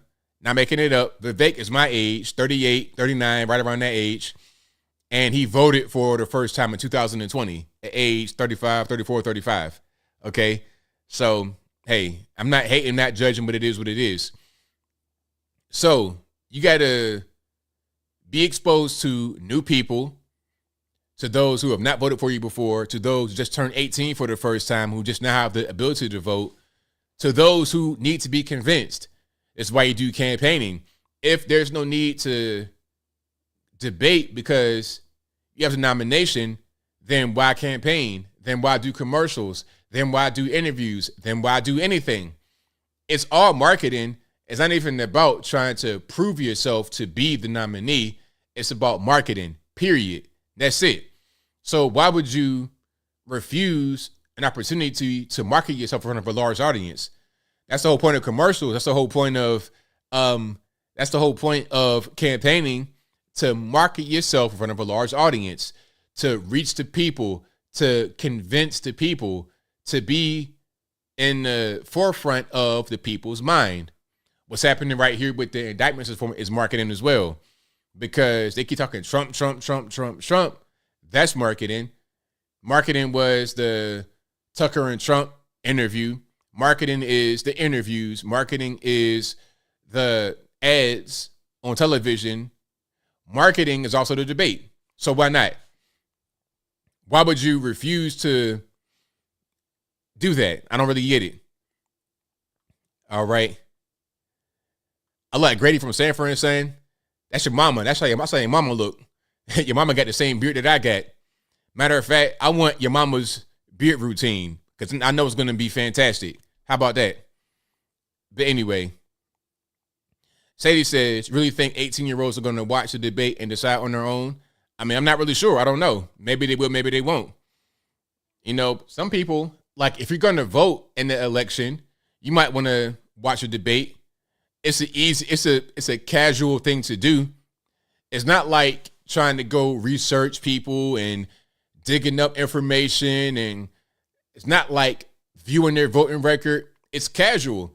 It's a normal thing. Okay, you're at the house, you see a commercial for the debate, you turn it on and watch it. It's easy. So maybe they will, maybe they won't. But the point is that you still want to be able to reach out to those who have not seen you yet. And again, Vivek voted for the very first time at age 35 in 2020. He's a very smart person, made a lot of money, rich guy, multi-millionaire, but voted for the very first time just recently. So there are probably more guys like him who have never voted, who do not vote. I said it before. If you make 30 grand or below, 70% of you in that income bracket do not vote. So you might be voting for the very first time at age 40. Those people exist. You want to get everybody. You don't want to leave any stone unturned. That's the whole point that I'm trying to make, you know? And also about voting, you got to be able to embrace new ways of voting, meaning you got to embrace early voting. You got to be able to embrace ballot harvesting. You got to be able to embrace voting by mail, embrace all of that. Because here's the thing about it. I don't understand. Some think that it's immoral to do ballot harvesting, but it's like, hey, whatever the laws are, you got to abide by the law. There's no sense in removing a way to succeed if it's legal. Why is it unethical? Why is it a bad thing to do? If it's legal, then what are we saying? Why would that be a bad thing to ballot harvest? I don't understand. I don't get it. It's new, and I think a lot of us on the right don't want to change. We want to go on a day of and vote that way. But if the other side are voting through ballot harvesting, early voting, mail-in voting, and a day of, we're at disadvantage. We're narrowing the window in which we can vote. So that's just, we're going to get less votes that way, and it's not going to work in our favor. So I don't really get it.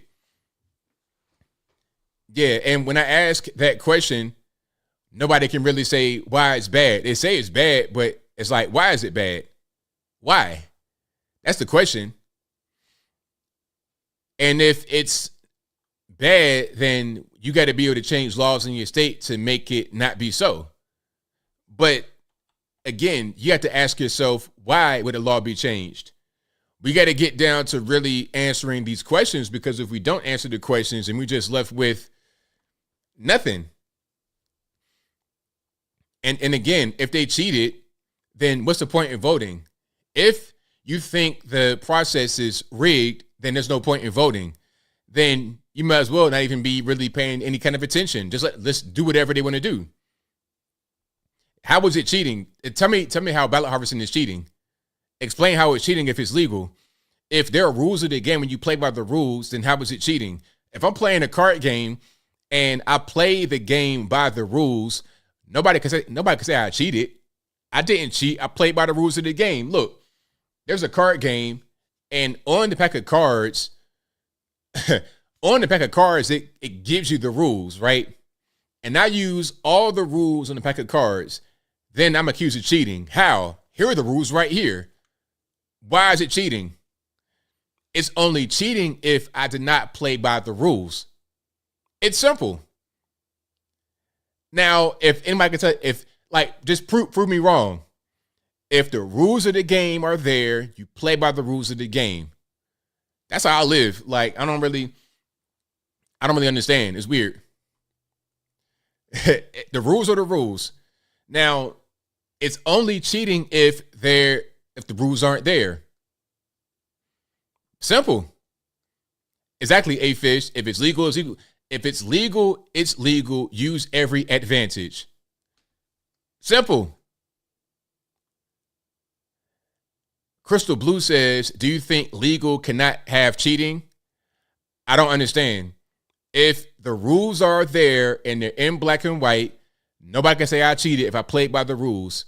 If I did everything that the rules state I'm allowed to do, then I did not cheat. It's simple as that. Cheating is when you break rules. If I did not break rules, then I did not cheat. I don't really get it. I don't really understand. Now, somebody says legal cheating is called a loophole. That's not cheating. It's just, again, it's the rules. It's like paying taxes. That's why they want to try to get Trump. Oh, it was a loophole. No, it's called a law that I followed. Okay. If the tax code says that I can claim that and that and that and that, and I claim that and that and that, can't nobody say, oh, you cheated? No, I didn't. The law says I have this right to do it. What are you talking about? The law's on my side. Like, if I go to court, am I going to get it? If I go to court on that, is there a case? How can I be charged with anything? They say, oh, ABL is a tax cheat. And then I go to court. My lawyer says, okay, ABL did this, this, and this, and this in the tax code. And all my documents line up.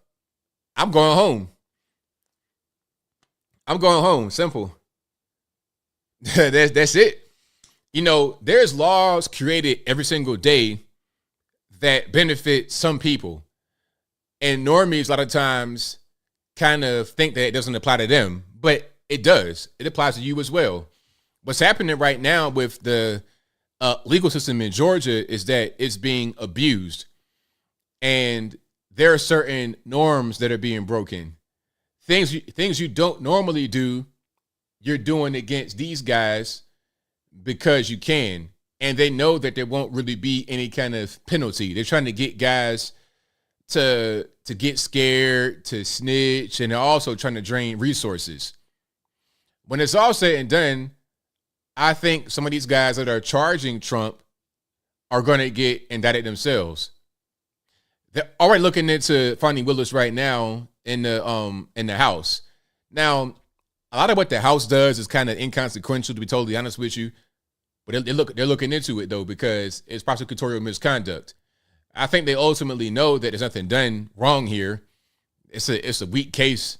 It's very weak, and it won't go anywhere. But the purpose is not to actually lock him up. The point is to distract and bind and drain resources, in my humble opinion. But if you like what you're hearing so far, please give the video a thumbs up.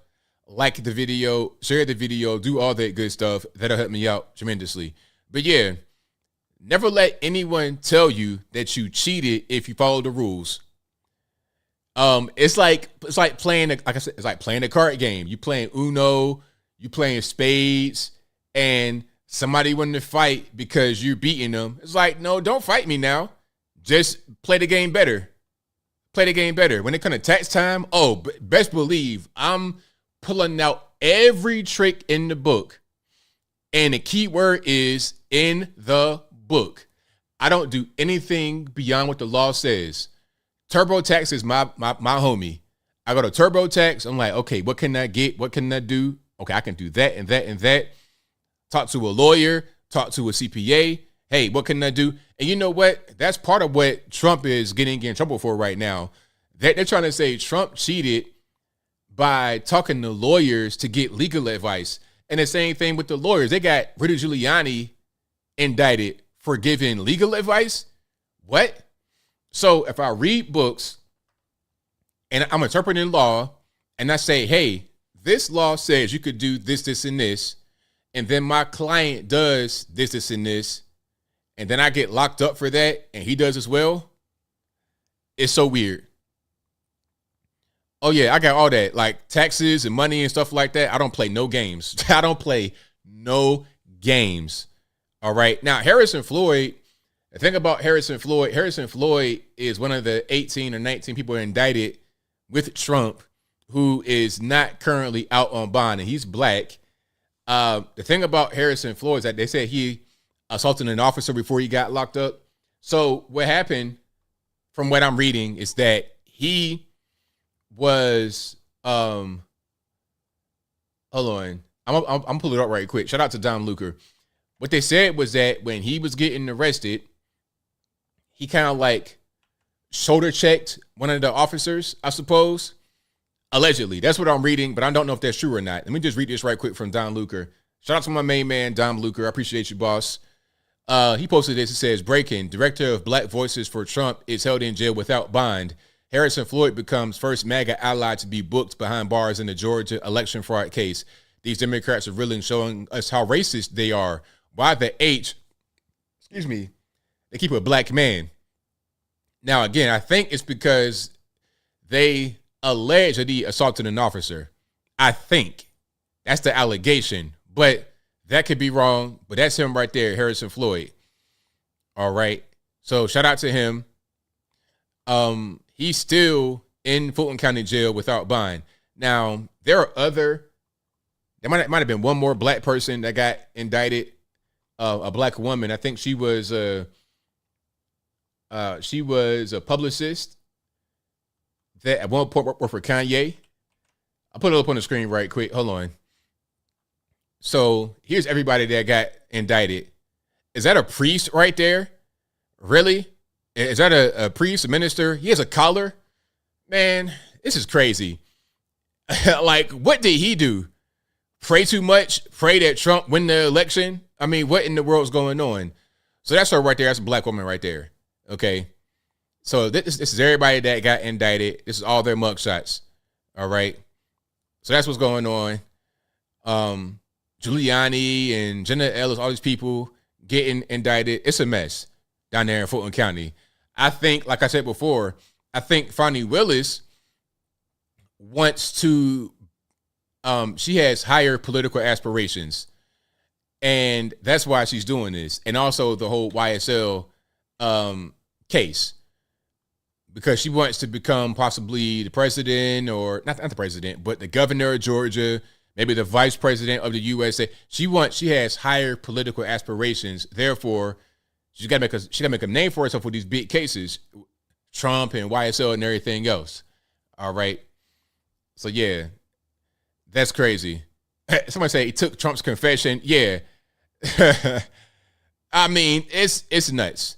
Lawyers, priests, everybody, for what though? And I hope that the end result is that nobody gets any jail time. Nobody. And it's easy to use the system against people to get them locked up. Unfortunately, it's very easy. And there's so many laws. This is why I'm against the federal government. I'm against the expansion of government, because what they do, you have lawmakers, right? And really, they shouldn't be making that many laws. But they make laws all the time. All the time. There's always a new law that they come out with, or it's a bunch of new laws to come out with. And they don't really repeal many laws. They keep adding new laws and restrictions and rules and regulations.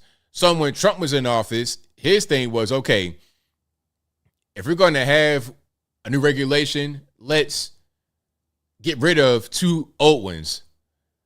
And that makes all the sense in the world, because you got a lot of outdated things, just ridiculous stuff. Like some of these old laws that have no place in modern society, they're still on the books.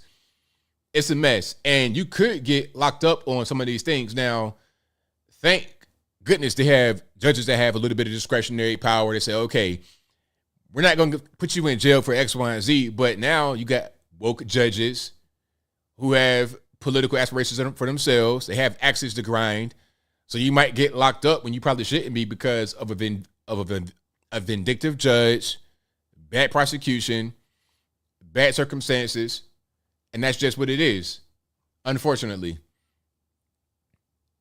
Yep, and that was it. Somebody says right there, Bear Key says Trump did remove several regulations for every new one. And that's what I liked about Trump, is because, again, I am not a federal government fan, but Trump came in and he was like the anti-federal guy. That's why the federal government does not like him. They don't like him in there because he is the anti-federal guy. They want a guy's going to be in there that will push forward the federal thing, that push forward the deep state, New World Order, globalism. They want that in there. They don't want a guy that's going to reduce their power. Again, when I was a kid in Virginia, Northern Virginia, like Virginia was a red state. It was a solid red state. It was like Alabama or Georgia or Florida. It was a solid red state. Same thing, North Carolina. Same thing, North Carolina. Solid red state. But then as I got older, it became purple, and then it became to the point where it's at now, solid blue. Why? Because the federal government expanded, and when it expanded, it went into Northern Virginia as far as the people that work for the federal government, living right in Fairfax and Alexandria, all of that, and then they commute. And they've sprawled so much, they gone all the way to West Virginia. Like, they're in the Panhandle right there in Berkeley Springs. There's a train that will commute you from West Virginia to D.C. From the Panhandle right there by Loudoun County. It's a 1 hour commute on the train to D.C. It's ridiculous. Now, they're not going to make West Virginia a blue state because of the urban sprawl. But if they did, I would not be surprised. I would not in any way be surprised, because they keep making the government bigger and bigger and bigger and bigger. That's just all's going to happen when they do that. They're going to take all the money that they get from the taxpayers of the USA, and they're going to create more jobs, more analysts, more consultants, more all these different jobs, and they're going to spread right around the vicinity of D.C., Maryland, Virginia, and even West Virginia, Delaware, maybe even all the way up. They're going to go all the way out there. It's a mess. But anyway, if you like what you're hearing so far, please give the video a thumbs up, like the video, share the video, do all that good stuff. That'll help me out tremendously. All right. Do I have more here? Of course I do. I got a couple of videos I want to show you guys, and then I keep on rocking and rolling with the super chats and whatnot. All righty. Let's keep on going here. I'm reading some of the chat as well. I am reading some of the chat, and you guys are hilarious. All right. Oh, Prigozhin got deleted, allegedly. I think I spoke on that last time. Maybe I did, maybe I didn't. But so I have a question for you guys. Here's a question, because somebody in the comments on the video about Prigozhin said that I was given a bad take. So, okay, Prigozhin, remember the whole thing about Prigozhin, right? This guy led the rebellion, the internal rebellion against the Russian government, essentially. So here's I got back up a little bit. Now, Prigozhin was leader of the Wagner Group. This is a mercenary group based in Russia. They would do things at the behest of Russia, but they were not the Russian government or military. They were a mercenary group. They would get paid to do certain things. Now, Wagner has footprints all over the world. They're in Africa. They took part of Ukraine. They're everywhere. Now, there was apparently a beef, a conflict, some kind of disagreement between Wagner Group and the Russian military. So Wagner were trying to lead a coup against the Russian defense minister. They were marching from a place east of the Ukrainian border officially up to Moscow. Now, during this march, Russia was putting like big vehicles on the road to block Wagner, and it wasn't really stopping them. They were marching to Moscow. It was a mess. They had to move Vladimir Putin to St. Petersburg, and a lot was going on. So rather than have some kind of civil war breakout or a coup take place, Belarus came in and brokered a peace deal. So when that happened, it was all good. There was no more threat of a coup and no problems. Putin seemed to be pleased that it was over with. The leader of the Wagner group, Prigozhin, he was cool, no problems.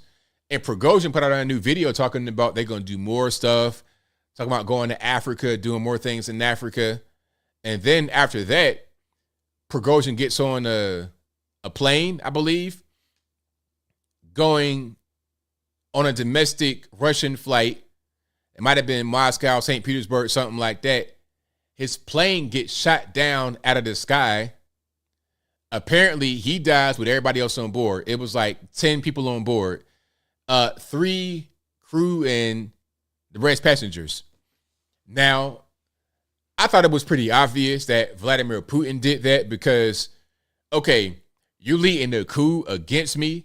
I got to get flown away from Moscow to St. Peter. I got to hide from you, and you embarrass us on the national stage. I got to go ahead and delete you. I got to do it. You would get killed, or pardon me, you would get deleted for less in Russia. You could be a bad journalist, a bad news person, and get deleted in Russia. That's how it works over there. But somebody said, no, wait a minute. Maybe, just maybe, it was Ukraine that did that. Maybe Ukraine shot the plane down to make it seem like Vladimir Putin did it. Now, I don't know why they would do that because that's not a thing that'll make Putin look bad necessarily. Because if you don't like Putin already, you expect that kind of thing to happen. That's not abnormal. Okay? If you want to make him look bad, shoot down a plane full of innocent people and say, okay, Putin did it. Now, there were some on the plane that were innocent, but there was a bad guy on the plane in the eyes of Putin as well, meaning Prigozhin.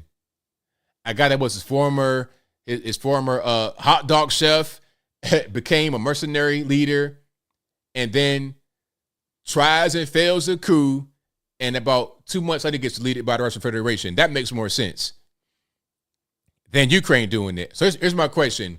Do you think Ukraine deleted Prigozhin, or was it Russia? I think it was Russia. Vladimir Putin, it's an example. Hey, you want to try to engage in a coup and oust my military? All right, watch this. See the plane you got up in the sky?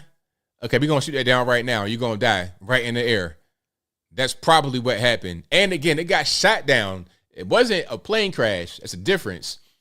You see, a plane crash could be, oh, there's bad weather, bad takeoff, bad landing, whatever. No. It got shot down to the point where it was doing a nosedive on fire. Nosedive on fire out of the sky. Like a comet or something. Okay? It was like that. It got shot down. There's a big difference. I think that Vladimir Putin did that. Art Bum says, you think I'm right? Makes sense? Yeah. Makes sense to me, for sure. Think it was Putin? Of course it was Putin, in my opinion. I believe so. Yeah, I mean, now, someone says if they did it, we'd already have evidence. Well, where's the evidence of Ukraine doing it? I think that it makes sense for Russia to do it. I don't have the hardcore concrete evidence. I'm just saying, if you put 2 and 2 together, you still get 4. It makes sense for Putin to do a thing like that rather than Ukraine doing it. I don't see the benefit that Ukraine would get from shooting that plane down, because you just pretty much did Russia a favor. You deleted Prigozhin without Russia getting involved. If that's what happened, it makes no sense. They would not do a thing that would help Russia. Oh, and I got to ask one more thing. Do you guys think that this whole war in Ukraine will be over with anytime soon? I think if we keep this war going, all it's going to do is require us to keep paying to try and weaken Russia that way through a proxy war. But Ukraine will never succeed. Look, they're either going to win or lose. And what we're doing right now is keeping them in a state of purgatory. They're not going to win or lose, to just keep fighting and dying to help weaken Russia. Listen, if we gave them the appropriate weapons, they could go ahead and end it. Now, if we did that, that'll also cause nuclear war. So they can't really win. If they were to win, that'd be the whole world being destroyed. Nuclear winter, nuclear fallout.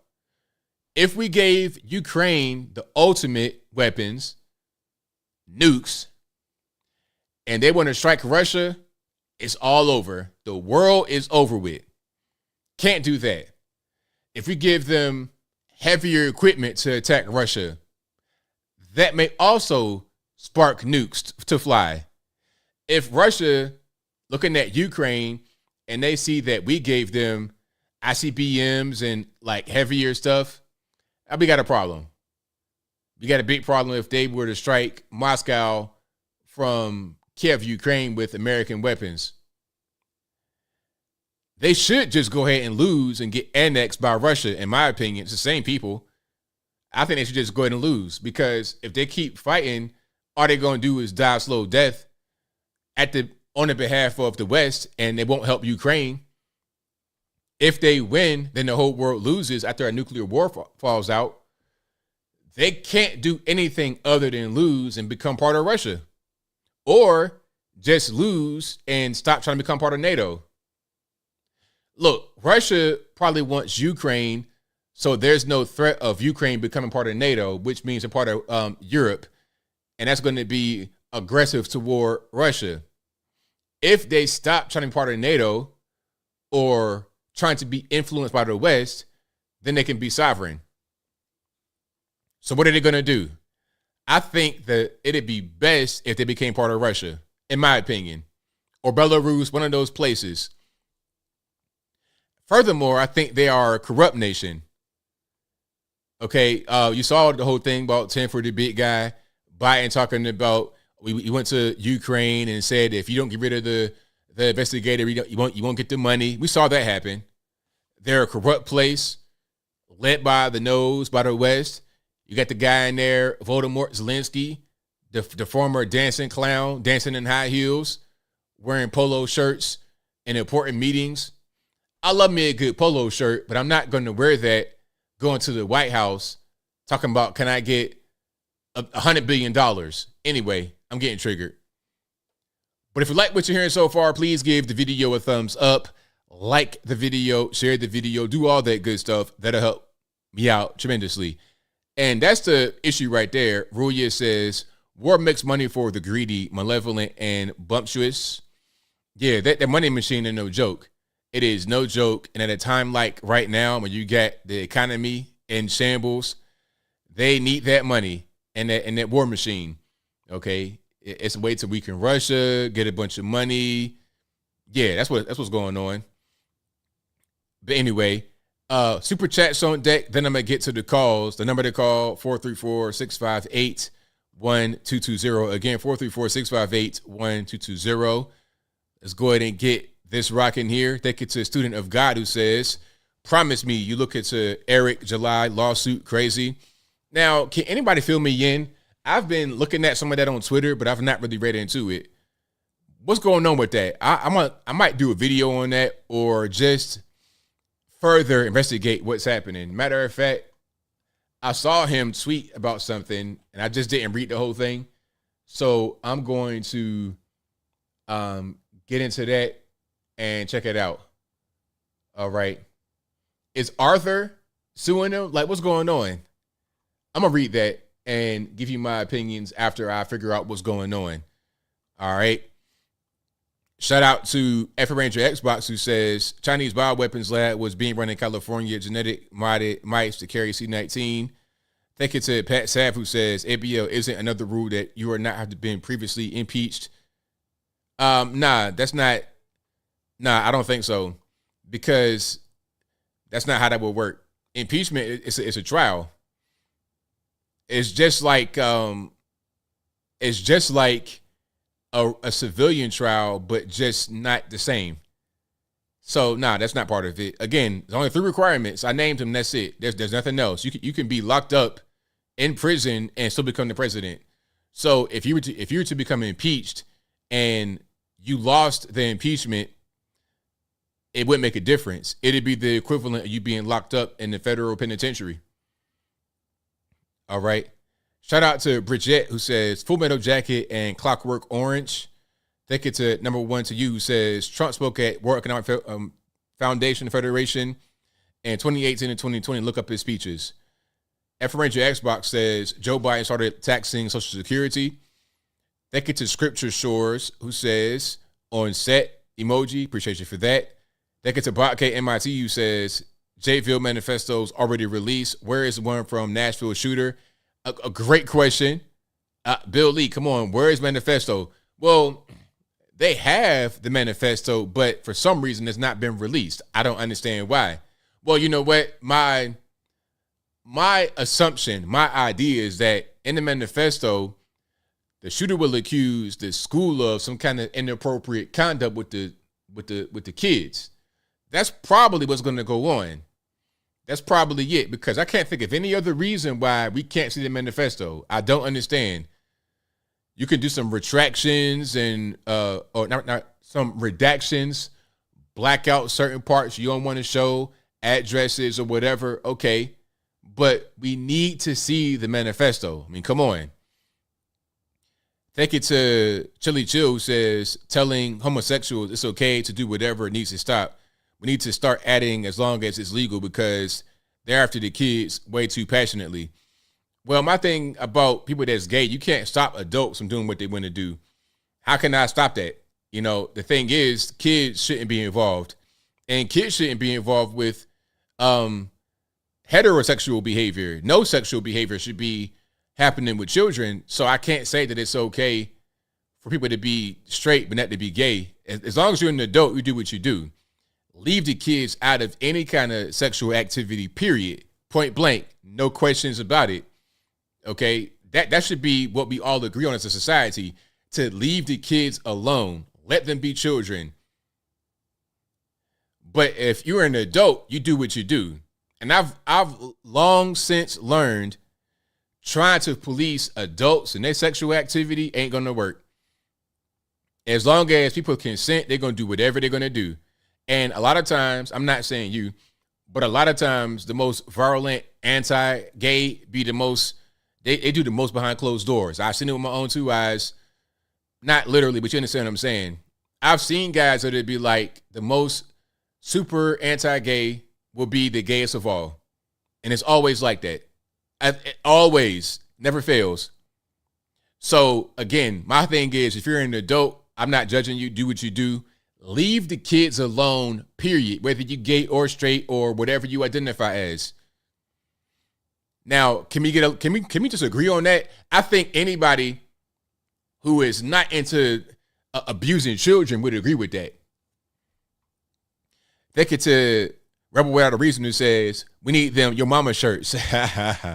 We might need them. And he also says right here, the manifesto was released to the victims' families. I think it's up to them what they want to do with it next. I think lawsuits may have been filed to get them. Okay.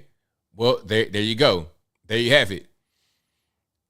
Thank you to Kay, who says, yeah, but what 18-year-old is, oh, I watched that, about watching TV with the debates.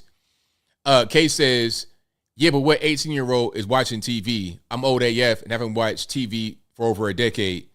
Well, that's a good question, but again, it's not just about reaching 18-year-olds voting for the first time. It's also about those who are in their 30s, like Vivek was 35 years old voting for the very first time in 2020. You want to, there's no purpose in there's no purpose in denying an opportunity to get visibility to the audience of American citizens. I read that even about 40% of Democrats were going to watch the debate. Out of those who were polled, 40% of Democrats said they're going to watch the debate. So I think that's important. You want Democrats who are going to watch, they may flip and become Republican. You want those who are voting for the very first time to watch you. Those who are not party affiliated, you want everybody to see you. You don't want to leave anybody out. So any chance you get to be in front of people, whether it be a debate, a commercial, campaign stop interview with Tucker Carlson. Take every chance you get to be in front of people and let them know, vote for me. That's just me, though. I don't know.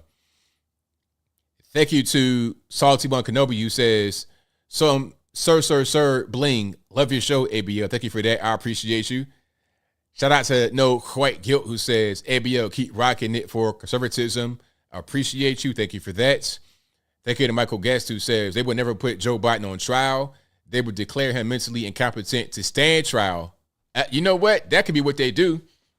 Because when it comes time for the Hunter Biden investigation to wrap up, they're going to have Joe Biden bumbling and stumbling around, falling over sandbags, breaking his hip, not knowing where he's at, playing this old kind of decrepit man game. So at the end of the investigation, okay, Joe Biden, you got to stand trial. Then they're going to say, you know what, he can't really stand trial. He's incompetent. He's a poor old man. I see that angle being played for sure. Thank you to Monique Price, who says, in your honest opinion, do you think there's any possibility of nuclear war? Honestly, what do you think the aftermath would be? By the way, any Trump mug merch? Working on that with the mug merch. Got to do that. But I think there could be nuclear war, but I don't think it's going to happen. It's possible, but I think that it's not realistic. The nuclear war is a deterrent from people going too far. If we were to get a little bit kind of, overambitious in Ukraine, a little overzealous in Ukraine, and give them nukes or something crazy like that, then that could happen. But I don't see us doing that. There could also be an issue with Taiwan. If you want to make Taiwan like a Cuba, as the Russians had it with the missiles pointing at us, if we want to have that, if we want to go there and make them be that, to China, that's going to be a problem as well. So as long as we all stay in check and don't go too far, there won't be any nukes. But if anybody goes too far, the nukes will get launched, in my humble opinion. Michael Guest says, I still can't believe that there are individuals that actually think Joe Biden is making the decisions. I think they're just too embarrassed to admit that he has no command of his faculties. Well, I think you're right about that.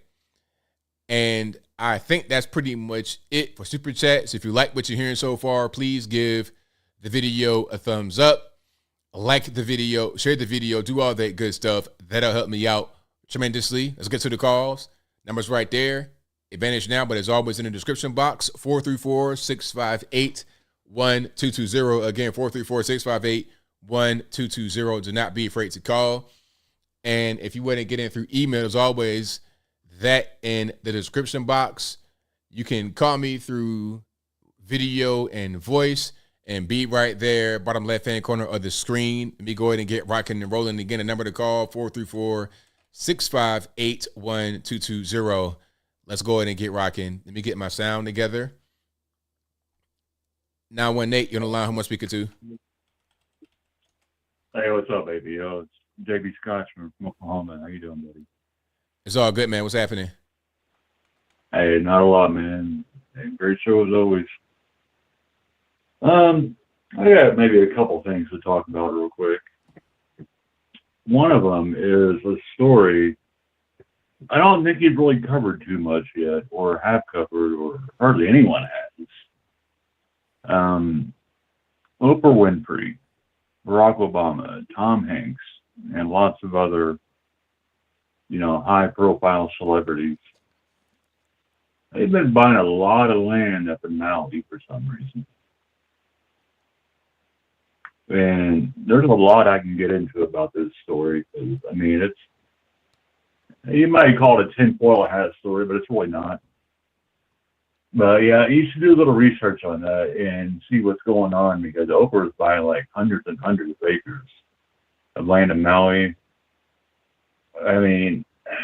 This whole fire thing, something's very shitty about it. And yeah, I know it's kind of old news, but no one's talking about it. So that's something you might, look into just for the heck of it, because I don't know, shady stuff, very shady stuff. Okay. And I don't, yeah, and it's just, I can't get into it. I could go on for a long time about it, but another thing, Joe Biden in Maui falling asleep at that,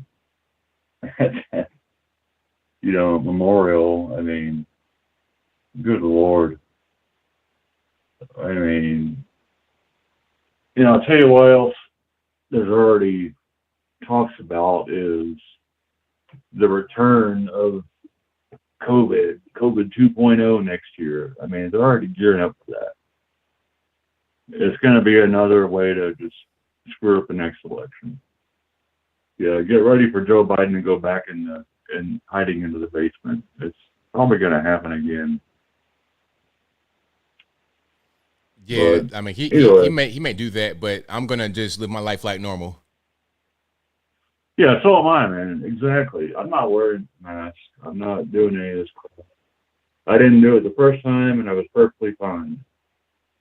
The only time I did wear a mask was when my buddy Cameron, my best friend who died of a fentanyl overdose, thanks to Joe Biden, and my arch nemesis, Alejandro Mayorkas, we were in his car wearing a mask, and he's like, it's for grandma, because he lived with his grandma.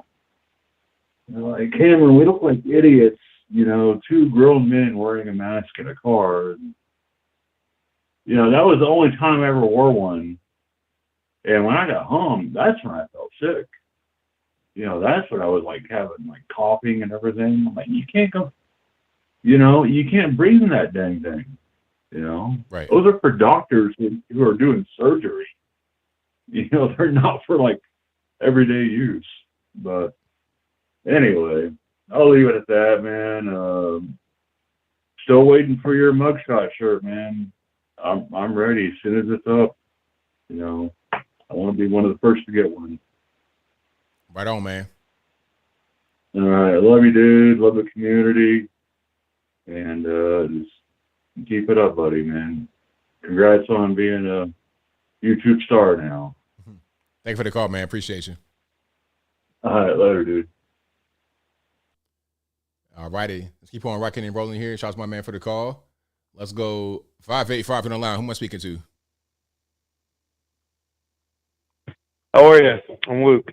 Well, man, about yourself? I'm good.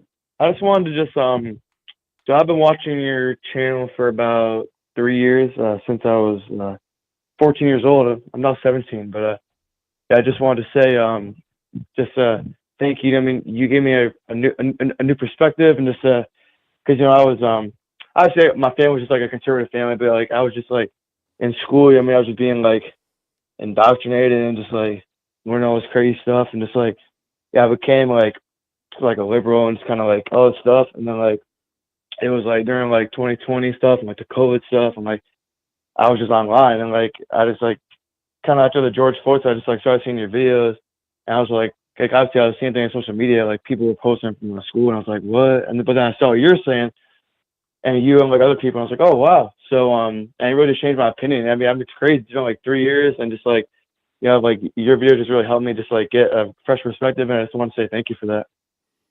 Thank you for watching, man. I like to be able to help people just to see things a different kind of way. I like to be able just to make some of the more complicated things easy for everybody to understand. So I appreciate you for recognizing that. Man. And great job on 1 million, man. I'm very proud.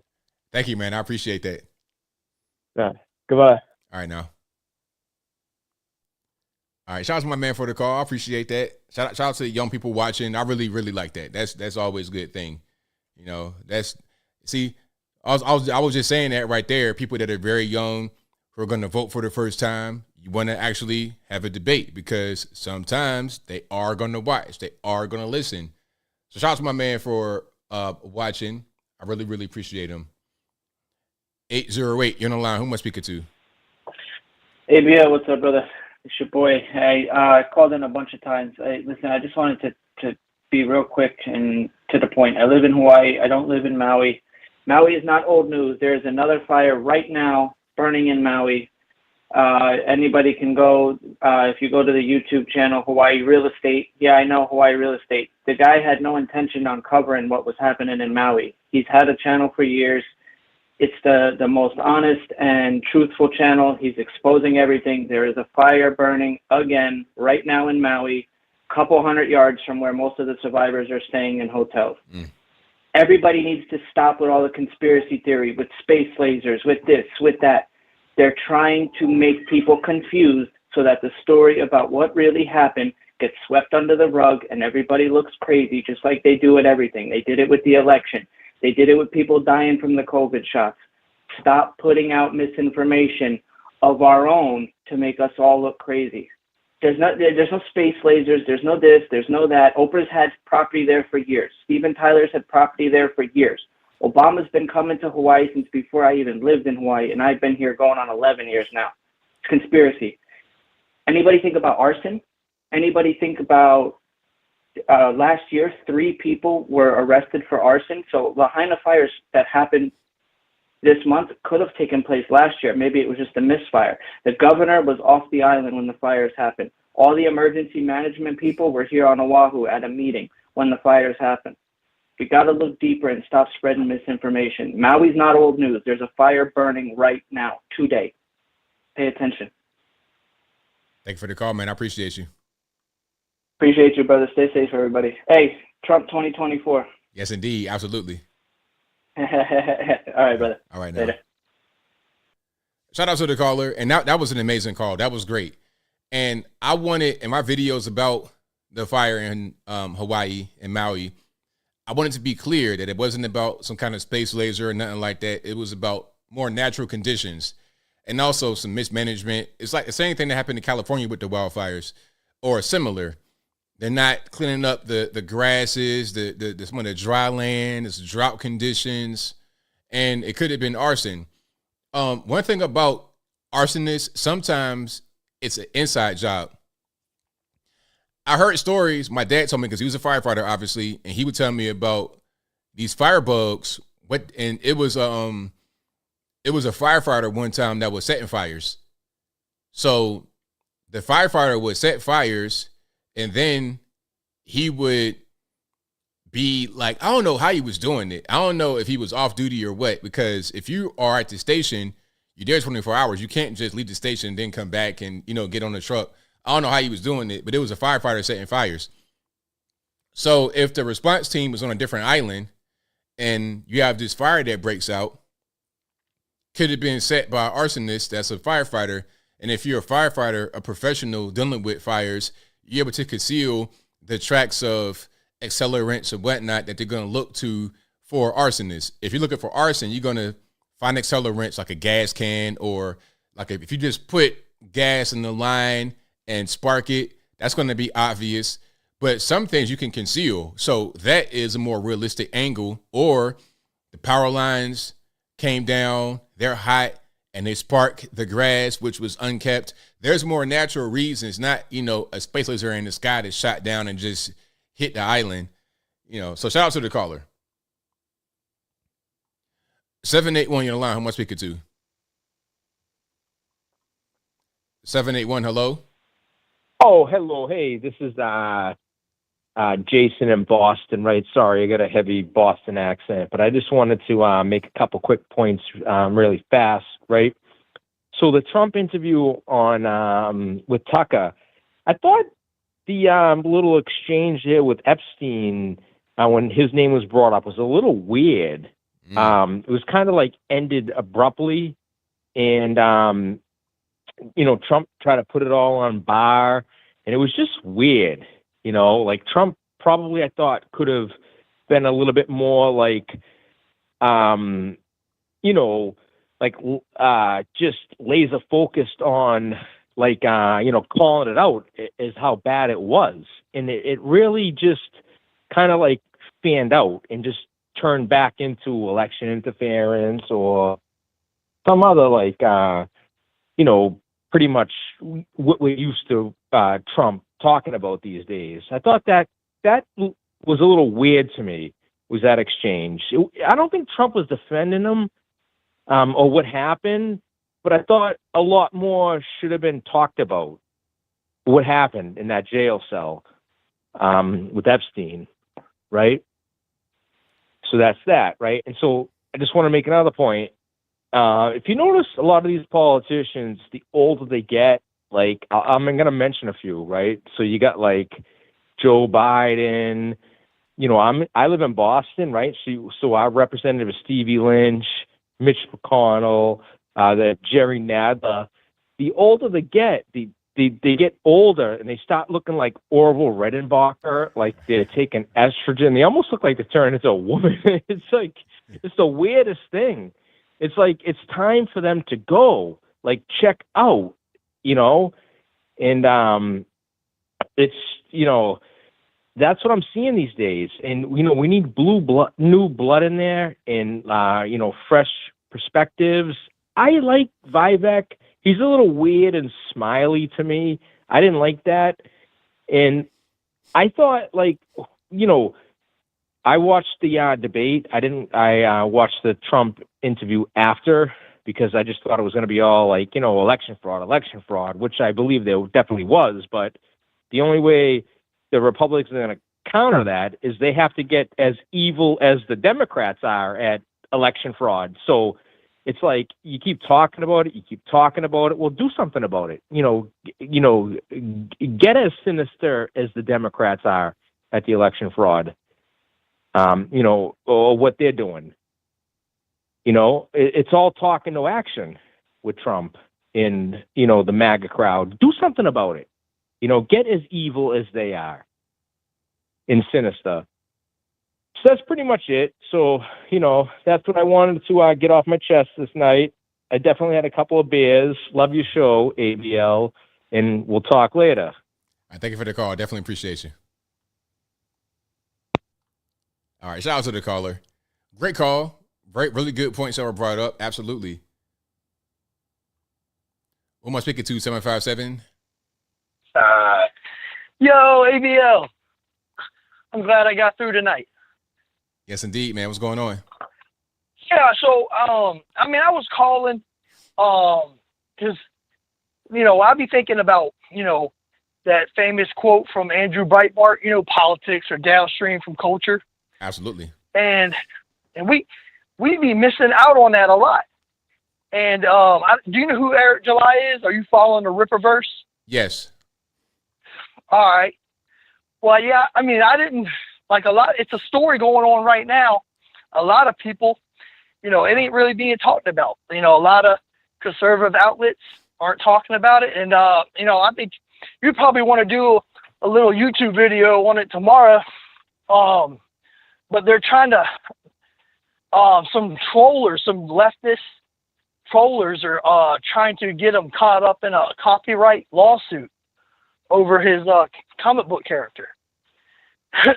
And he did a video on it. You could probably go to his YouTube channel, Ripper59, I believe, on YouTube. And he did a video on the lawsuit.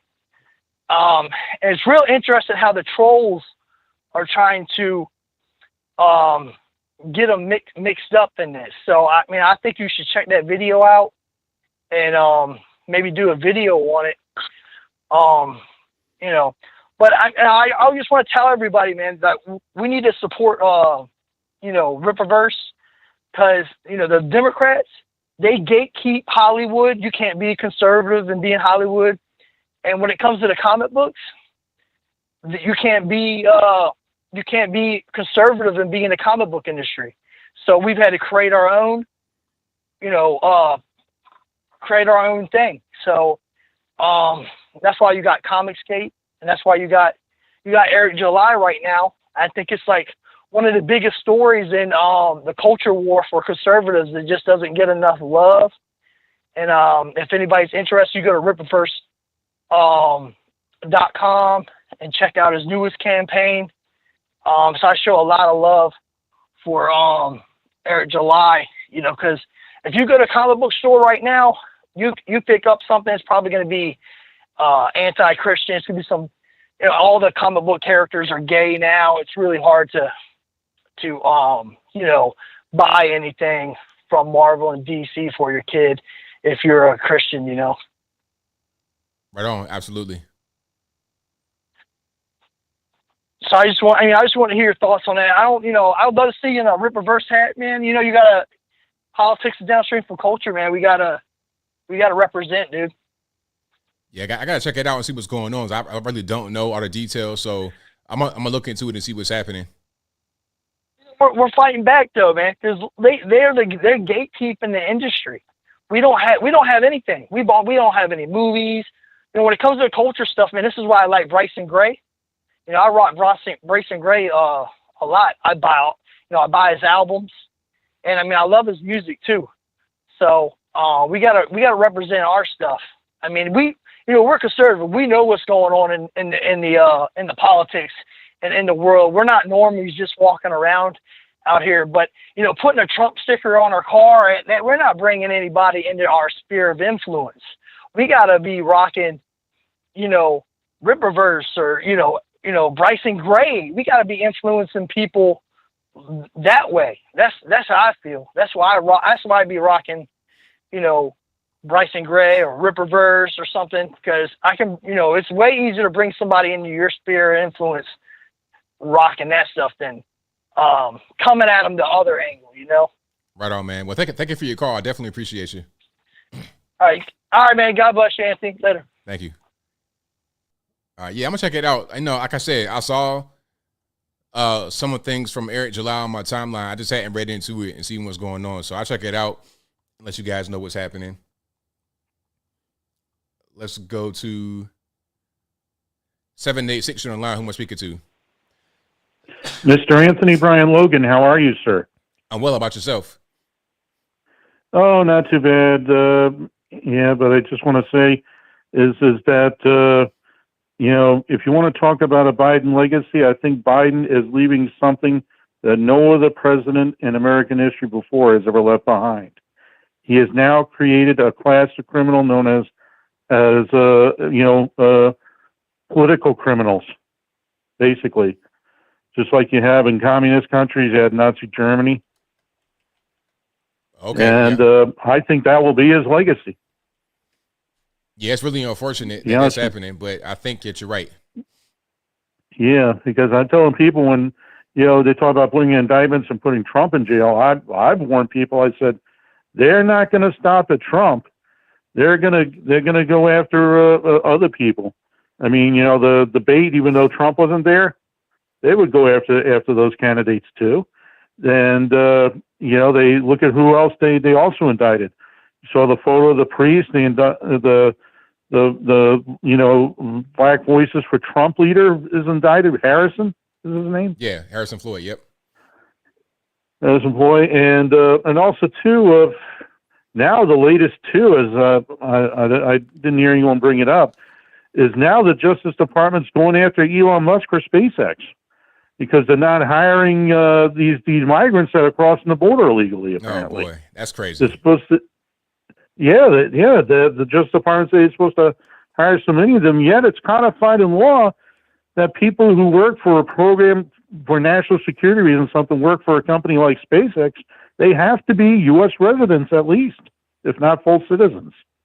Right. And Elon Musk, if you were to hire him, they'd be breaking the law. But it could be a couple of things that they're doing with Elon Musk. I've heard some people talk about. I think it might have been BCP Greg Corman who touched on it. I know Tim Pool's touched on it about Elon Musk, and it's probably revenge to try to take out X, formerly known as Twitter, and all. But I think there's another angle to that as well. While the Justice Department may be going after Elon Musk to try to compel him to hire these migrants, and that's because of what's going on in the blue cities with them, overrunning the streets, overrunning these so-called shelters, and people in the neighborhoods, getting upset, in these blue cities and in these blue states, and plus taking a toll on them financially and all. And I think maybe they're afraid of those political ramifications. They're trying to thinking they can compel Musk to take them in, basically hire them. And oh my gosh, it would take so much off our hands and so much off our shoulders and maybe the political repercussions won't be as bad. Right. If you can put on another maybe that's another tinfoil hat to wear. I don't know. Now it makes sense. Okay, then maybe it's not so crazy after all. But that's where we're going right now. You know, as far as the primaries, I mean, you know, everyone's got their candidates. But I tell you what, as far as whoever wins the primary, you know, even though it looks heavily like it's going to be Trump, but no matter who wins the Republican primary, they're definitely getting my vote in the general election. I don't care if it's the Wanganamona goat. If you don't know the story about Wanganamona, it's a little town in New Zealand that once declared its independence, and they had an election, and one group put up a goat as the main candidate.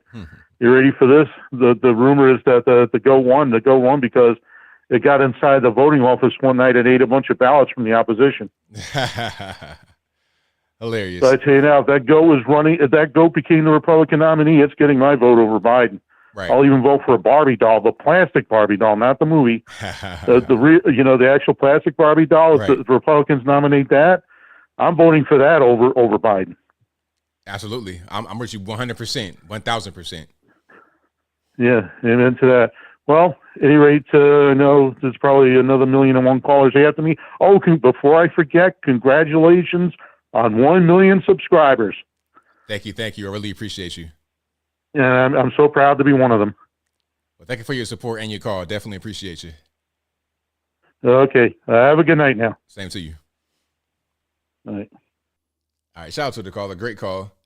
Yeah, I'm voting for the Barbie doll, the actual the Mattel. I'm voting for that over Joe Biden for sure. Ain't no doubt about it. 717, you're on the line. Who am I speaking to? Hey, ABL, it's Moses. How you doing tonight, buddy?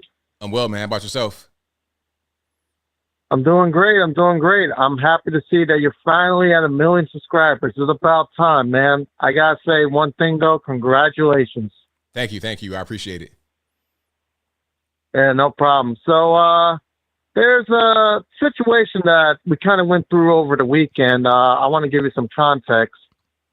We got into a discussion, me, a buddy of mine, and somebody from the alphabet community about William Thomas actually being banned from the Olympics. We were celebrating that.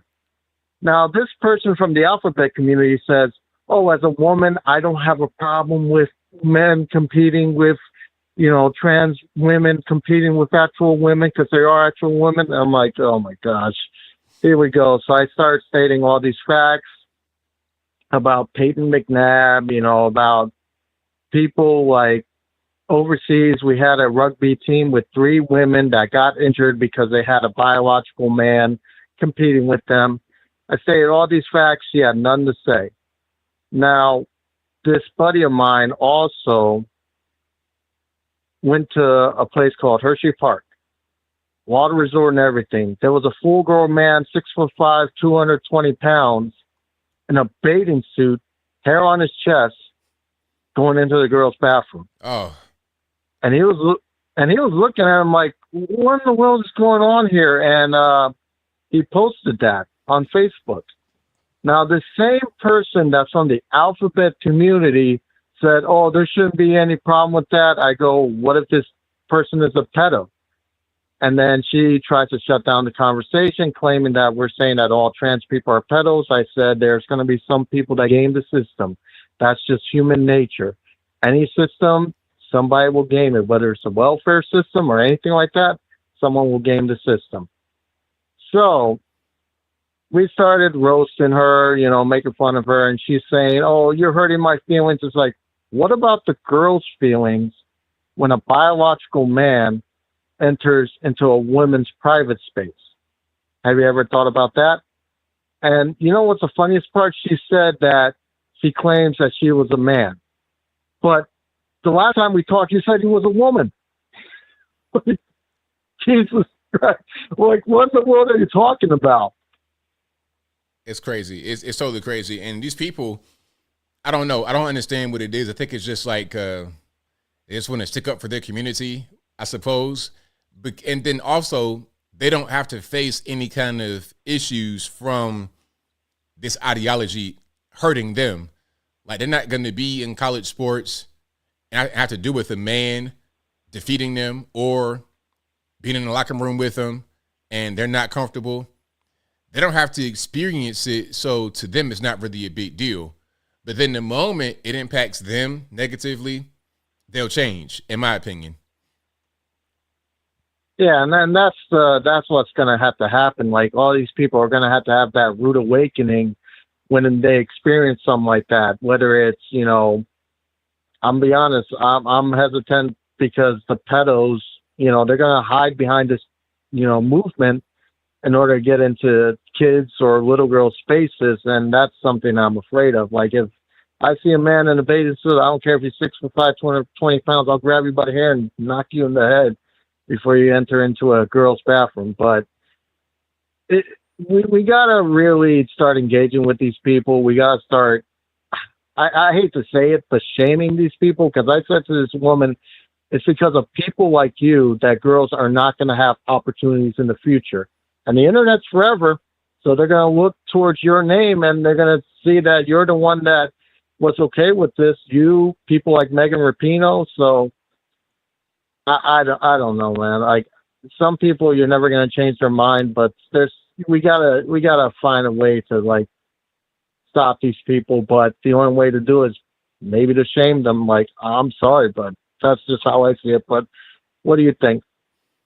I mean, it's got to be, at a certain point, we got to have laws that prevent all this stuff from happening. It can't be legal to do this. If people do things like this, they need to go to jail. They need to go to the penitentiary, get locked up. It should be the same. Like, if a regular man just goes in the woman's restroom, that shouldn't be tolerated. Same thing as if a man that says he's a woman does the same thing, it shouldn't be tolerated.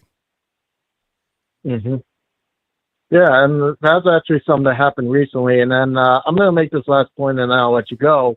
We actually had a girl from another school district go into the boys' locker room and change with them. And the boys weren't even comfortable with that. And these are middle school boys. These are like 12, 13, 14-year-old boys. They're not comfortable with seeing girls naked at that time. Right. And what they did was they shut down the whole entire locker rooms. So all these kids after gym class had to stay in their sweaty clothes. Wow. It's just crazy. But I'll let you go, ABL. That's all I want to get out there. You know, God bless you. God bless everybody in the chat. Congratulations once again on the 100 mil. It is well deserved. You deserve it. And I am grateful for you. Thank you for everything you do. Thank you for the call. Definitely appreciate you. Appreciate it. Bye-bye.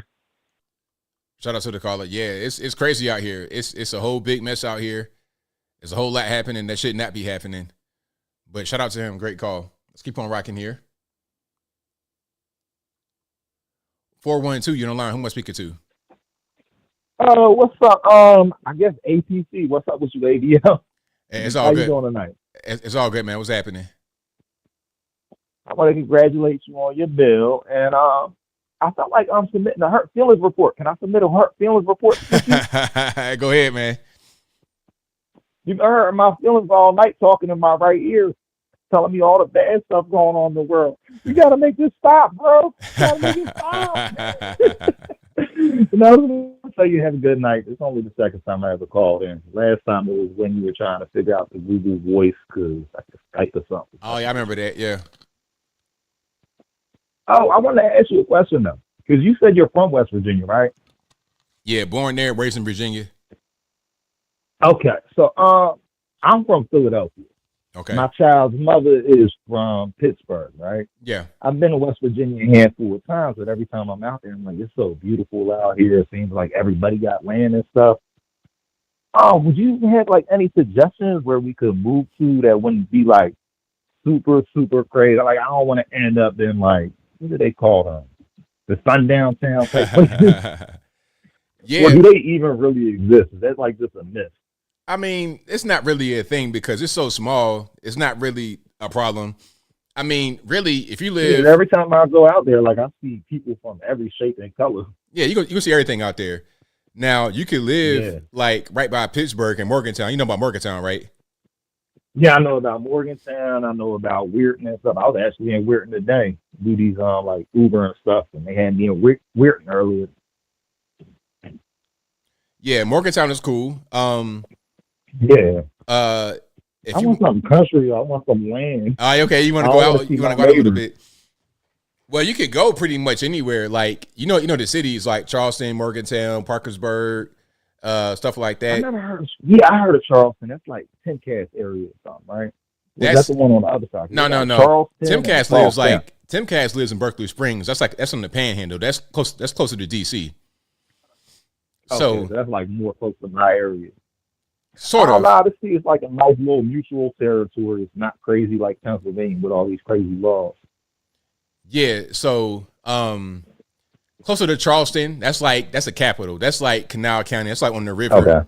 So you could go kind of like closer there and be off in the river a little bit, but not necessarily in Charleston. You could go to. Yeah, I just want to go somewhere my daughter can be a daughter in school. You know? Yeah. Charleston is cool. Okay. Yeah, it's right on the river. But you don't gotta like be right in the city. You could be kind of out and still be close. But yeah, that's probably. I mean, that's where I was born. That's my neck of the woods. So that's a pretty cool area. You get access to some city stuff, but you're not in the city, and you kind of close. But then, do you want to be kind of close to Morgantown or what? It really don't matter to me. Like, I want to move down south, but I like to have some land close by home. So when I'm coming to visit, I can still drive and be in my own place, and I ain't got to stay with family.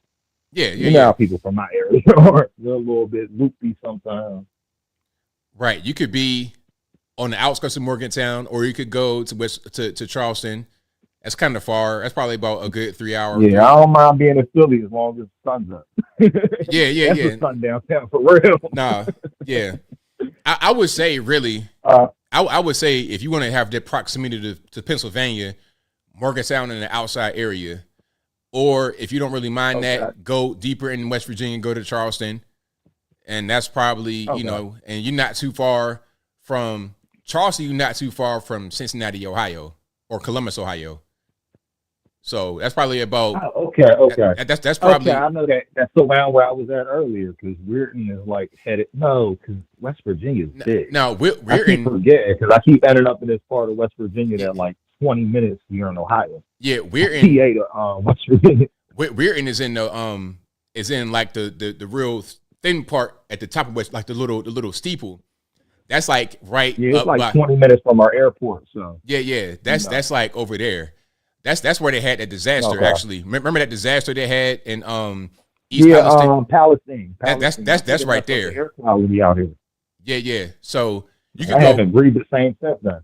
Right. Exactly. You can go further into the state, closer to, and like I said, Charleston. That's like probably about an hour and a half, 2 hours from Columbus, Cincinnati, that area. So that's a pretty decent area to be. Okay. You could kind of be out in the country. So that's what you like, kind of in the middle of the country for real. Yeah, and you get the mountains and all that kind of stuff out there too. So it's cool. Yeah, so it's like you got Appalachian, then you got the what do they call that? The Midwest flatlands and stuff. That'd be nice. Okay, well, have a good night. It was nice talking to you again. Thank you for the call, man. Definitely appreciate you. Have a good night. Bye. All right, shout out to my man. Yeah, real estate agent. You know, I was watching. I don't dye my beard. I just have early gray. I don't know. I woke up one day because my man right here says, "Why do I dye my beard gray?" I just woke up one day and it was like this. I don't know. I can't control it. You know, I think it's hereditary. On my dad's side, a lot of them are gray, and on my mom's side, some of them are kind of gray early too.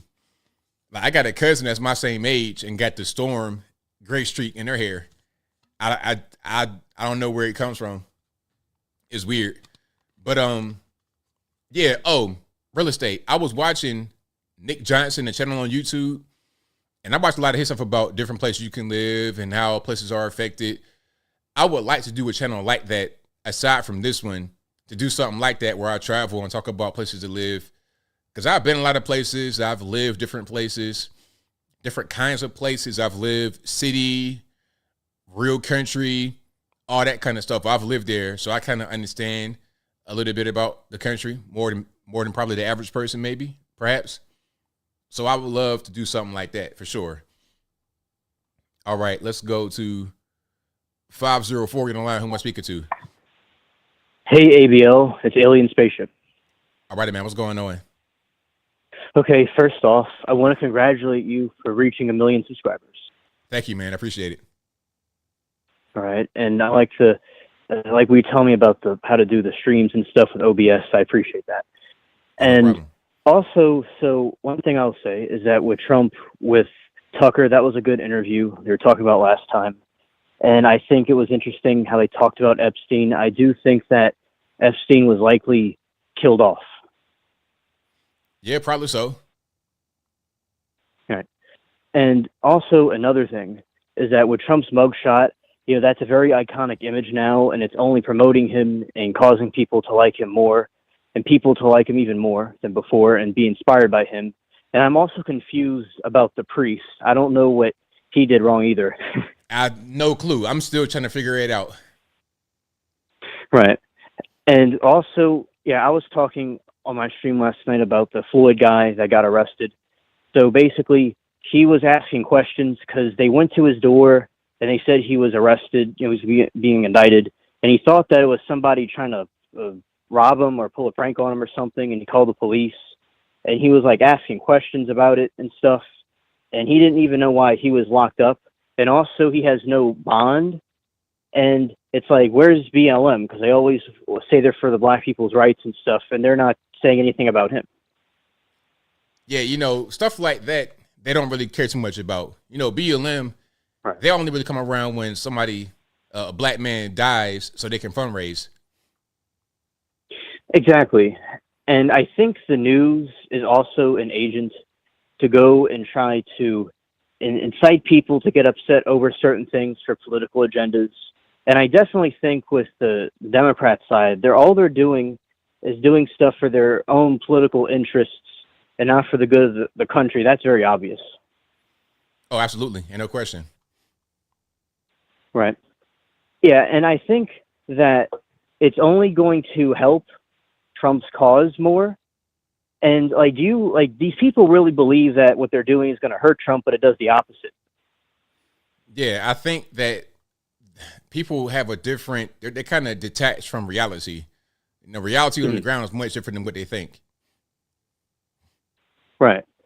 And, because it's like, and it is really sick that they want to go and try to incarcerate him and the other people, all the other ones, including Giuliani, him, that he was the mayor of New York during 9/11, and all these other people. It's just, they think it does, but it does the opposite effect. And the people, I feel that they want to distract people, and all the Democrats have done with Brandon and them have caused, the higher inflation on the country. And people, regular people, don't really care about these woke agendas that they're pushing in the media and things like that. That's right. Absolutely. And also, that is all I have to say for this call. Thank you for taking my call. Thank you for the call, man. Appreciate you. Okay, bye. All right. Shout out, man, for the call. Most certainly appreciate him. I'm going to speak it to 757 on the line. Yeah, Mr. Logan, Chesapeake Bob here. How you doing, sir? It's all good, man. How about yourself? I'm good. First of all, I absolutely want to congratulate you on reaching 1 million. And I was very pleasantly surprised when you got there on Wednesday night while you were live. So congratulations, sir. Thank you. I appreciate it. Yeah, the reason why I sent in that super chat was actually it came out after you started your video tonight that the Jayville shooter who killed 3 people, I think injured 4 or 5, had sent out a manifesto. Basically, he was some nutcase white boy who wanted to go shoot up a bunch of black people. Okay, so that manifesto comes out, boom, 12 hours, right? Here it's been 2 months. We don't know what happened in Nashville. Yeah. And, it makes you think. It's like, well, why was one motive released immediately? Before I knew what happened, we knew the reason. But with Nashville, there's a manifesto. We all know it exists, but we don't know anything about it. Yeah, as you said, if it's a white boy shooting up a bunch of black people, which is a nutcase job, it comes out immediately, as you would say. But yet, whatever happened out there in Nashville gets buried under the covers, and there's got to be a reason for it. And I think you're right. I think there was something in that manifesto that the press and the media just didn't want to get out. But I know you hadn't got a chance to see the news on the manifesto that came out in Jayville, and my heart and prayers go out to those people that were hurt down there. But it's just of all it all revolves around whether or not the news fits their narrative. Absolutely correct. All right, sir. Well, again, congratulations on the 1 million. And it's been a little while since I talked to you. I want to call in and kind of fill you in on the back details that you probably hadn't seen on the news since you were streaming. So it was a great stream, as always. And I'll be listening on the side. Thank you for the call, man. Definitely appreciate you. Good night, sir. Yeah, I hadn't seen that news too much. Like, I heard about the shooting, and I saw a little bit here and there, but I didn't really know too much about that. So, yeah, you had a white male shooter that targeted black suspects. I think he might have killed, 3 people? Yeah. Now, is that guy dead? Hopefully so. Hopefully they go ahead and get him and then go ahead and delete him. But that news gets out right away. We know exactly what happened, why he did it, and everything. How about the other shooter? Let's get all these guys. Let's figure out all of what's going on. Let's not hide certain things. Let's let it all out. My question is, why have they not released a manifesto? I don't think I've gotten a real clear answer on that. All right, let's keep on rocking here. All right, hold on one second. Y'all, please bear with me. 619, you're online. Who am I speaking to? Oh, hello, ABL. This is T from Criminal, California. How are you? I'm well. About yourself? Good, good. Congratulations on your 1 million subscribers. That's a good job, man. Thank you. Appreciate you. Quite welcome. So, first thing I wanted to talk about was I wanted to give a huge shout out to all of the Italians up in Staten Island, New York, for standing up against all these illegals being poured into their neighborhood and saying, no, we're not going to stand for it. And I'm hoping that other communities will do the same thing. And I think if they did, they get such a big pushback. Maybe they'll end up putting them at the White House instead on the lawn or something. I don't know. But I think it's going to take people pushing back and saying, no, we've had enough for this to stop. Because it's obvious what's going on. The illegals are going to be our replacements. It's really obvious. This is what you call your cheap government labor that's going to come in so they don't have to pay us much anymore. So the statement was made that these are the new New Yorkers. So that should tell everybody something right there, that your president does not care about you, your government does not care about you, and they want to do away with American citizens. So that's my thoughts on that and some of the facts that I've been hearing. And I just think what people in Staten Island are doing is great. I hope to see more of it. Right on, absolutely. And my second thought I have is about Hawaii, Maui. Got to say, I'm really pissed off about what's happened there. There's fires in Canada all over the place. There's fires in Alaska all over the place. Yet developers are on standby offering to buy the land already. So for me, this speaks fraud. This speaks arsonists all over the place. And I think they're doing this to buy up the land so they can build their prison-type stack and tax to put everybody in, to get them out of these single-family housing dwellings, and have the government own all this land. And I think that's what's going on. And it's unfortunate. All these missing children, all these missing people, water turned off, roadways blocked. Yeah, you know what? It's real obvious. It's real obvious. And I don't care if there's people calling in saying, well, conspiracy this or that. No, there's something wrong if the water is turned off during the time of this crisis. All of a sudden the emergency broadcasting's not working, the roadways are blocked. Something's wrong here. Something's really wrong. And to see all these fires happening at once all over the place, it reeks. It reeks as bad as, oh, Biden. It reeks. And I hope we get to the bottom of all this, and I hope we're able to hold all these people accountable that are responsible. And to be honest, prison is too good for Biden. Prison is too good. So that's my thought on that. You know where I stand on that. And although they've got Trump in a wanted, picture, like arrest picture, whatever you want to call it, which is ridiculous looking in the first place, it should be Biden and Obama instead, because they're the true criminals. And I'm going to tell you something. As a real government whistleblower who's lost her career, I'm talking about myself, I lost my career over being a whistleblower. I can truly tell you all the government is corrupt, highly corrupt. And be very careful in what you choose to do, but do it wisely. But sometimes you just have to take chances, and you just have to tell people what's going on, whether the government wants you to or not. So it's not conspiracy. There's things going on. There's real, true things going on, and I hope we all find out before it's too late, before we're all diminished.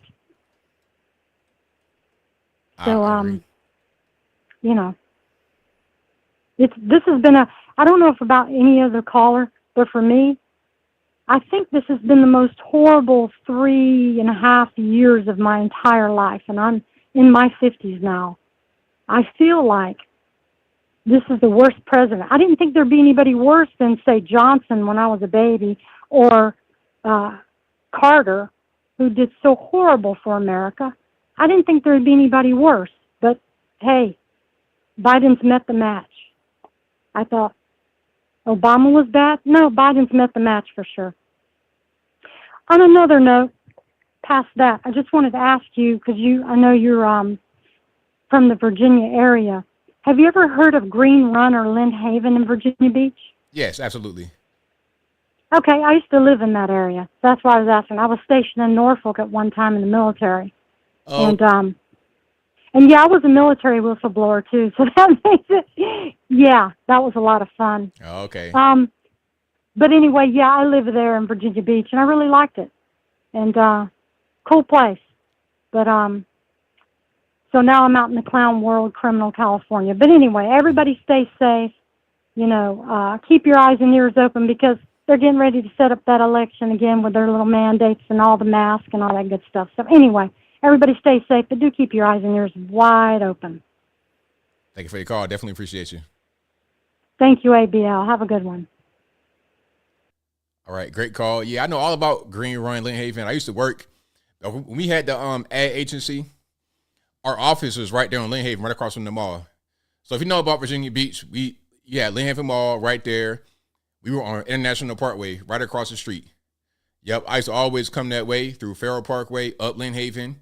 I would see Green Run, all of that kind of stuff, pass all of that, and then come through to Lynn Haven, right to the mall. So yeah, I know that area very well. All right, let's go ahead and keep on rocking here. Let's go 203. You don't lie. Who am I speaking to? Hey, my brother from another mother. How goes it, man? It's all good, man. What's happening? It's Angel, man. Congrats on your 1 million subs, bro.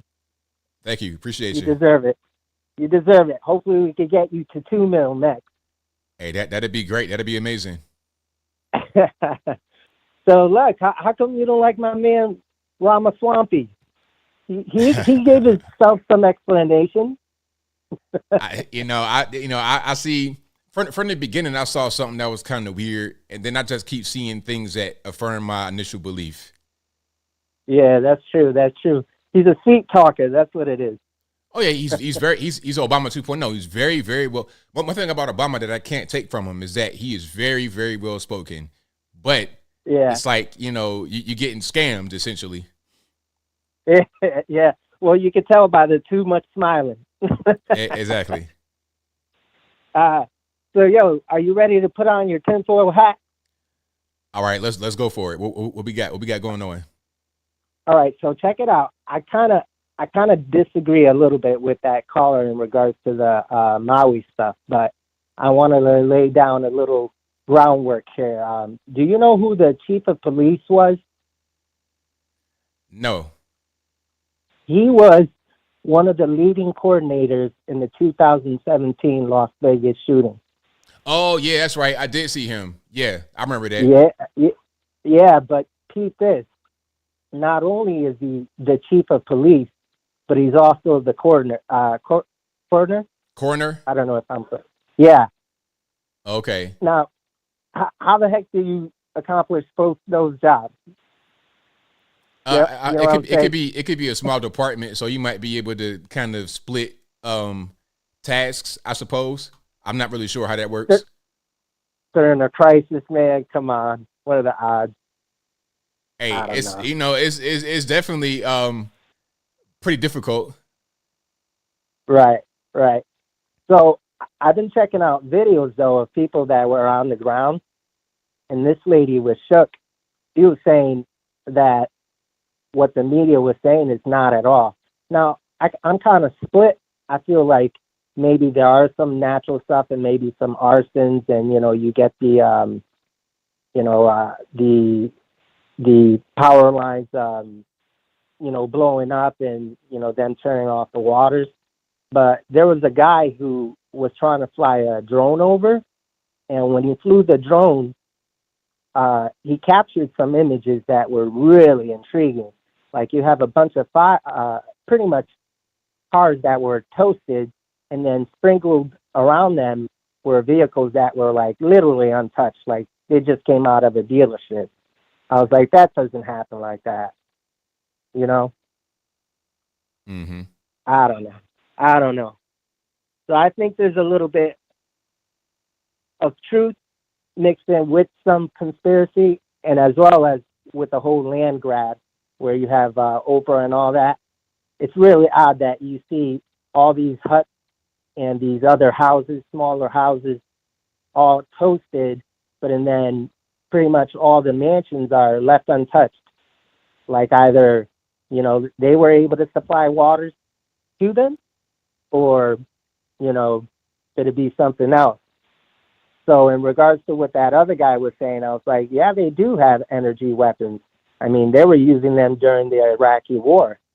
So, it's not too far-fetched to think that, it could be a combination of both arson and, natural causes, and as well as directed energy beams, But that's my 2 cents, man. Well, thank you for your call, man. Definitely appreciate you. All right. Have a good one, bro. Same to you. Bye. All right. Shout out to the caller. 773, you don't learn who am I speaking to? ABL, it's your retired Chicago police officer friend. Thanks for taking my call. ABL, as a side note, I just wanted to clarify that story that your dad or your uncle told you about the firefighter starting fires. Yeah. That was a famous story out of California, actually, ABL. That man's name was John Orr. He was an arson investigator. And for many years in the 70s, 80s, and 90s, he had been starting fires. And the way he was caught was a string of fires in California had started, and he was going to arson investigator conventions and speaking and whatnot and attending these conventions. And the investigators were able to follow a string of fires that followed the days that he and the route that he was went to these conventions. A string of fires started at these different places that was along the route that he drove on the days that he drove. He used to like to set fires to like linen places and fabric stores. and he would start it remotely with a simple pack of cigarettes and a pack of matches and a cigarette. He'd put the lit cigarette in a pack of matches, lay it down in the a pile of, let's say, bedding or clothing, and the cigarette would burn down. It would light the book of matches, and the place would burn down. So eventually he was caught by a fingerprint and some suspicion that was thrown on him. But I believe that was the story. I think there was even a Frontline documentary on that guy. So that's how I remember that. Plus, I'm a lot older than you are.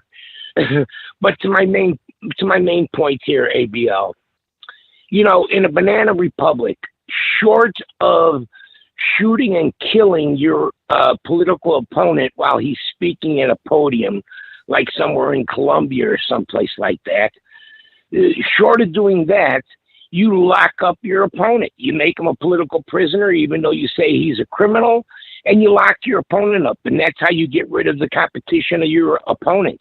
And my question is, how is what's happening to Trump right now any different from Trump being a political prisoner, which that one caller kind of alluded to? He really is a political prisoner.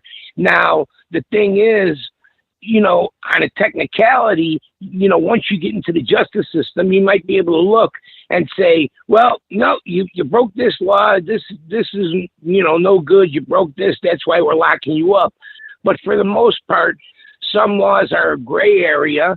Many ex-presidents bring home many papers. I'm sure Reagan and Carter and, Bush and everybody brings those things there so somebody could look through them. This is what I want at my presidential library. They're trusted with these materials. Even though maybe technically you're not supposed to take them, some things have not officially been declassified and some have, but the way I look at it is he may end up, because once you get wrapped up in the justice system, it has a way of having a life of its own, like these other people in Russia or in any other third world place, in Africa with, I can't remember his name now. It escapes me. You know who I'm talking about. What makes him not be a political prisoner? That he may end up in jail for a short period of time as a prisoner of politics. In my estimation, it's criminal to prosecute him like this, but this is where we're at with it. I don't know what your opinion is about that, ABL, but I just don't like. I really think this is a clear sign that they have weaponized the justice system for Trump. Whoever's in office gets to wield around the power and wield around the FBI and everybody else. It's unfortunate, but I believe that that's what's happening right now. Anyway, thanks for taking my call, ABL, and I'll talk to you later. Thank you for the call. Definitely appreciate you. Thanks. Great call. Fantastic call. And I think that'll be a wrap for the calls tonight. Thank y'all for being here yet again. Could not do the show without y'all. If you couldn't get on tonight, don't blame me. Blame the white man. It's not my fault. But I'll be back live again on Wednesday. Same bat time, same bat place. 8 p.m. Eastern. So right now, 11 p.m. Eastern. Thank y'all again for being here. Could not do the show without you. This will be available on your favorite audio streaming platform, whether that be Google Play, Spotify, Stitcher, Apple, iTunes, etc. Link for that will be in the description, or just go to your favorite audio streaming platform and search ABL Live. I should pop right on up. And if you're over there right now, please give me a 5-star rating or review, whatever you can, to help me on those platforms. I most certainly appreciate it. I got super chats to read right quick. Then I'll wrap it on up. Put the bow clean on top. Shout out to Rebel Without a Reason, who says, is Atlanta a sundown town? Hey, some parts of Atlanta, you don't want to be there past a certain time of the night. Certain parts. But certain parts, hey, really, I love Atlanta. I might have to move down there, really. Like, I like where I live now, but I'm in Atlanta a lot. I come to Nashville sometimes, too. But Atlanta, I don't know. but you got to be in the right part of Atlanta. If you're in the wrong part of Atlanta, it's all bad. So some parts, yes, absolutely.